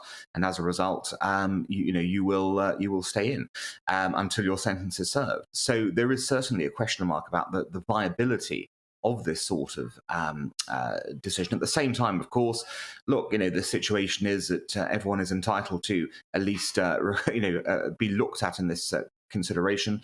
And until that is changed, you may have to consider whether these people are actually allowed their hearings. But as you've heard, it is a lengthy process to get the necessary evidence to work out how dangerous they are. My view is simple. If in any doubt, leave them in. Yeah, and as you know, 25 cases have been heard so far. More than 50% of those have been refused parole by the Parole Board. 11 of them have been freed. But that begs the question about those that have been refused early release. When their sentences come to expire, are they safe then, miraculously? Does more money and investment need to be spent on rehabilitation and trying to make sure that extremism isn't being spread within the prison walls? Well, that's certainly the case, of course, that you don't want extremism to be spread. But the problem here is that we're dealing with people who were extremists when they went into prison.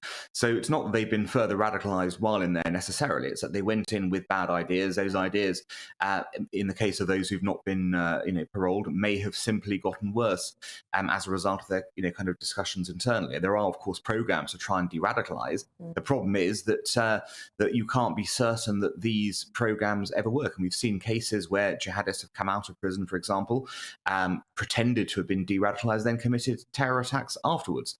So this, of course, poses a huge problem for security services, who, if terrorists are allowed out, either at the end of their sentences or before, have to, of course, monitor them. And the problem here is that you're then spending a lot of money on surveillance of people you're not certain about should be released at all. But there's the point, and it's experience. I mean, I call us cynical, but we've seen, as you say, examples of convicted terrorists being released only to go and commit further acts of terrorism. You only need one of those to do that again, and this whole argument is pointless. And we just turn around and say, well, yeah, we could have told you that, but nobody seems to listen. Yes, it is a sort of stunning logical argument that you've just made there about why this is, in general, a bad idea. And as you say, just one of these people who turns out not to have been de-radicalised in prison decides to go and commit a crime again, and you have this whole debate opening up in the public. It's surely better not to have the debate in the first place. I think most people in the public out there would simply go as follows: people are given a prison sentence; they need to serve all of it. That's the obvious sort of point of being sent to prison. This idea that you come out for the most serious crimes with good behaviour. This isn't sort of a shoplifting case or some fraud issue. This is an example of people who have tried to murder their fellow citizens. I mean, this is obviously a qualitatively different sort of crime, and at that point you have to sort of consider whether there's any value at all in allowing for early release. Dr. Alan Mendoza, really good to talk to you this morning, co-founder and executive director of the Henry Jackson Society. Thank you. Nice to see you. Now, the NHS is preparing to build temporary Nightingale hospital units to house extra COVID patients. Over 10,000 people are currently in hospital in England with COVID. But a big question has always been, are these hospitalisations because of COVID, or do they have COVID but are being treated for something else? Well, new figures from NHS England suggest almost 50% of English COVID patients were actually initially admitted for a reason other than COVID. Nearly 1 in 5 had caught COVID from within the hospital, but are still counted in the hospitalisation figures. Well, Jamie Jenkins is the previous head of health at the Office of National Statistics and independent statistician. Jamie, really good to see you this morning. Thank you very much indeed for joining us. I'm hoping you crunch the numbers for us and shed some light on what you found. We know why you've been crunching the numbers, because we had a guest on the programme earlier who came out with this claim that we've heard elsewhere that 90% of people in ICU are unvaccinated. That's a wrong figure, isn't it? Yes, Simon, and in part, I think part of the reason we get in this is that Sajid Javid, Nadine Dorries, the Prime Minister, and many news journalists as well, they're all coming up with this 90% figure. The most authoritative number we do actually have is from the ICNOC, so they kind of look at all the intensive care units, they do a lot of research, they've matched all the vaccination status from the NHS to all the patients that have gone on into kind of intensive care. And what we do know is in England, the latest estimate is around 48% of patients that are in intensive care are unvaccinated. Now, remember, the vast majority of people in the population are vaccinated. So unvaccinated people are overrepresented, but we also know that people who've got kind of obesity, that extreme obesity, are way overrepresented as well in intensive care. So there's a number of different factors that kind of impart why you may end up in intensive care. But I think yesterday, Boris Johnson, the Prime Minister, is slightly changing the definition a bit as well. He was saying that around 9 in 10 people in some of the intensive care units that he'd been speaking to had been in intensive care and hadn't been boosted. So obviously that would include people who've been double vaccinated, and some of those may not have had an opportunity to have had the booster yet. So I think just got to be a bit of caution that some of the politicians are going out there misleading the public with some of the numbers. It's good to fact check this. And the interesting thing about this is the trend, because that figure you gave, 48%, that goes for the first half of November. In October, it was 47%. Back in July, it was 73%. So, I mean, it's positive news, if you like, in that the balance is getting back to where it should be. I just wonder what you think about this constant battle, and whether it's online or if it's on telly, of this battle of the figures, which is causing real problems. And there we see demonstrations on the streets yesterday because people don't seem to have a grasp of the facts. No, I think part of the problem is this kind of irresponsible journalism from some of the newspapers. I've seen examples where they'll read a story in one newspaper, repeat it in another one, and then obviously people read the newspapers, do newspaper reviews, and people quote the same figures, and then it just starts kind of spreading. I think the more important thing now, Simon, as we go through the pandemic, this part, is that we've seen these record case numbers. That's why I've been crunching the numbers in terms of how many people are in hospital because of COVID or just happen to be in with COVID. And And helpfully, the NHS in England do publish these numbers.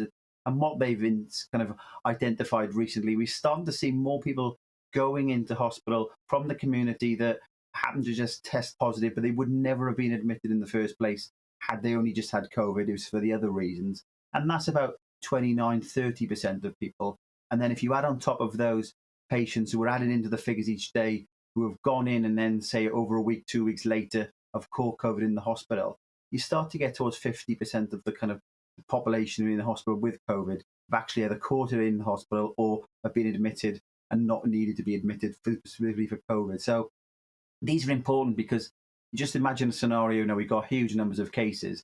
If we had 100% of the population had Omicron, in a very extreme example, then 100% of all the deaths would be COVID related because they look at people who've got a positive test, and everybody in hospital will be in the figures. So we've got to treat with caution as we see the rising hospitalisation numbers.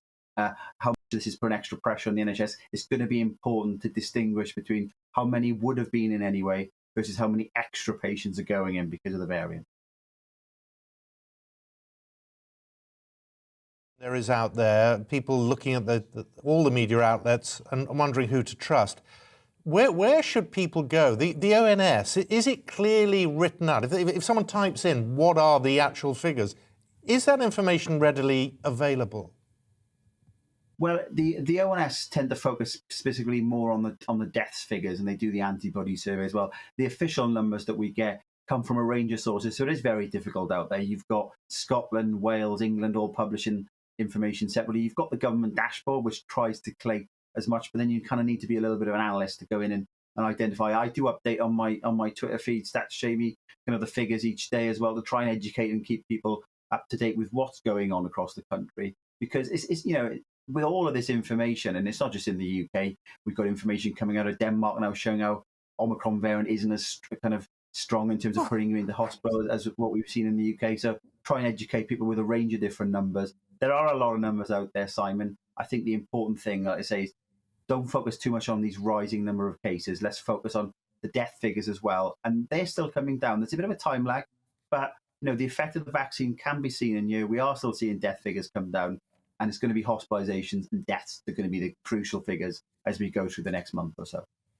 Jamie, it's really good of you to put us all straight on that, and thank you very much for that. And could you go on Twitter and say that we've actually got it right now? Yeah, I will, yeah, no problems. Bless you. Thanks, Jamie. Nice to see you. Now, sit up straight and listen. If you live in Somerset, some good news for you. House prices have been doing really well there. Somerset's been identified as the UK's top house price hotspot for 2021. Property values there are increasing at more than 3 times the national average. Yeah, maybe not such good news if you're looking to move in, though, because the biggest cold spot area is Westminster. Well, Russell Quirk is the property expert, it says, the underlined. Russell, first of all, Taunton, a nice town, but why is it doing so well?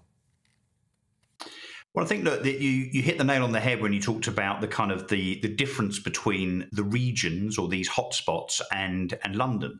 So that this is, I guess there's several strands to this. One is that obviously we've had a runaway property market for the last 18 months for a whole bunch of reasons that obviously we can go into. But this is also a tale really of London having suffered over the last 18 months, mainly because London historically, of course, has always started off much more expensive than anywhere else in the UK.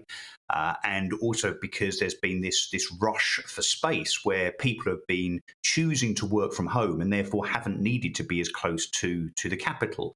But London has also seen a real absence, of course, for, again, obvious reasons, in terms of overseas buyers. Now, overseas buyers, foreign buyers, make up between a quarter and a third of all London purchases. And of course, if those buyers are locked down in the countries that they reside in, then they're not able to come and view properties and buy them. So what we've seen is this huge shift where London used to kind of lead the property market for the last couple of years, slightly more actually. London has been in the doldrums, and it's meant that everywhere else has seen this enthusiasm from buyers A, because it's not London, and B, because of places like Taunton, as you mentioned, other places on the list that have also done very well, at Newark and Chippenham and Braintree and Essex and so on. All of these areas are, of course, less built up, and so there's a whole bunch of reasons why we're seeing this disparity. But I think the one thing it does show, and I think we talked about this before, Simon, that there is no such thing as a UK property market anymore. We can't define the property market, the housing market, with kind of one sentence or one set of numbers, because it's very, very fragmented, very disparate indeed. I've seen so many friends pack up and move out of London during the lockdown, doing the cliched thing of wanting more space. Everybody's working from home. And I always wonder, and perhaps it's because I'm a bit bitter because I'm stuck in the capital whilst everyone's trebling in space. Maybe it's me. But I just wonder whether you think it's really sustainable that London, won't be as appealing and these other places are going to be more popular. Because, ultimately people have got to get to work. I can't see working from home being a permanent thing in the same sort of way that it has been during the pandemic. What are your thoughts on the sustainability of places like Taunton doing better than London? No, I think you bang on. I think that London's dilution in terms of enthusiasm from buyers is a temporary thing. Once those foreign buyers come back, depending on obviously what happens and how sensible politicians decide to be on the data, as you just rehearsed with the previous guest in terms of Omicron, once I think things start to go back to normality, you will see enthusiasm for London come back. I think the rush for space, the amount of people across the country over the last 18 months that have decided to buy or indeed to rent in more rural areas or in seaside areas, I think a lot of those, and we see this in the numbers, the big portals like Boomin, for instance, that are kind of reporting that inquiries for cities are starting to rise again because people have realised that, and let's exaggerate just for the sake of making a point here, Isabel, getting stuck behind tractors and having shops that don't open on a Wednesday afternoon and not having Deliveroo be able to deliver to you in those rural areas is kind of not quite as fun and not quite as convenient as living back in Islington or Hammersmith or Wanstead, for instance. So I think you're dead right. I think London will come back. My prediction for next year, actually, is that we will see a continuing rise in house prices across the country, a kind of broad brush blanket 3 to 4% rise, but London, I think, will start to lead again. Say that, but actually, people are thinking about their lives, about the way they work, and you're assuming everything goes back to normal. I bet half the London offices that are empty now will remain empty because people have changed. Well, I think people might, but I think employers, I think there'll be a combination. I think a lot of employers will want people back, particularly in the creative industries where, brainstorming down the phone or across Zoom is not the same as doing it in a room creatively face to face. So I think employers will start to encourage people back. We've already seen that, pre-Omicron, we saw even the government saying that, people should get back to work, civil servants in particular, in terms of getting back to their official desks. But I also think people will miss the interaction, the face-to-face. We're social animals after all. And I don't think many people will be cooped up, albeit in a bigger home that's 40 or 50 miles away from where they lived previously, but without much face-to-face interaction. I just don't think that plays well in terms of kind of the human behaviour element. I think people will want to get back to work. That means getting back face-to-face in the main. Russell, really good. What? No, I was just muttering to myself, time will tell. She's sitting here muttering. Russell, thank you very much and a very happy new year. Good to see you. Russell Quirk. Stay with us here on The Great British Breakfast. After the break, our pay-per-view panel will join us one more time to discuss the day's top stories. See you in a moment. It's time to remind ourselves there's always another winter. Canary Islands sponsors the weather. Hello there, good morning. More cloud and rain, particularly towards the south as well as the southwest through today. It will dry up elsewhere. And wherever you are, it's going to be a mild one and also a breezy one. Low pressure firmly in charge.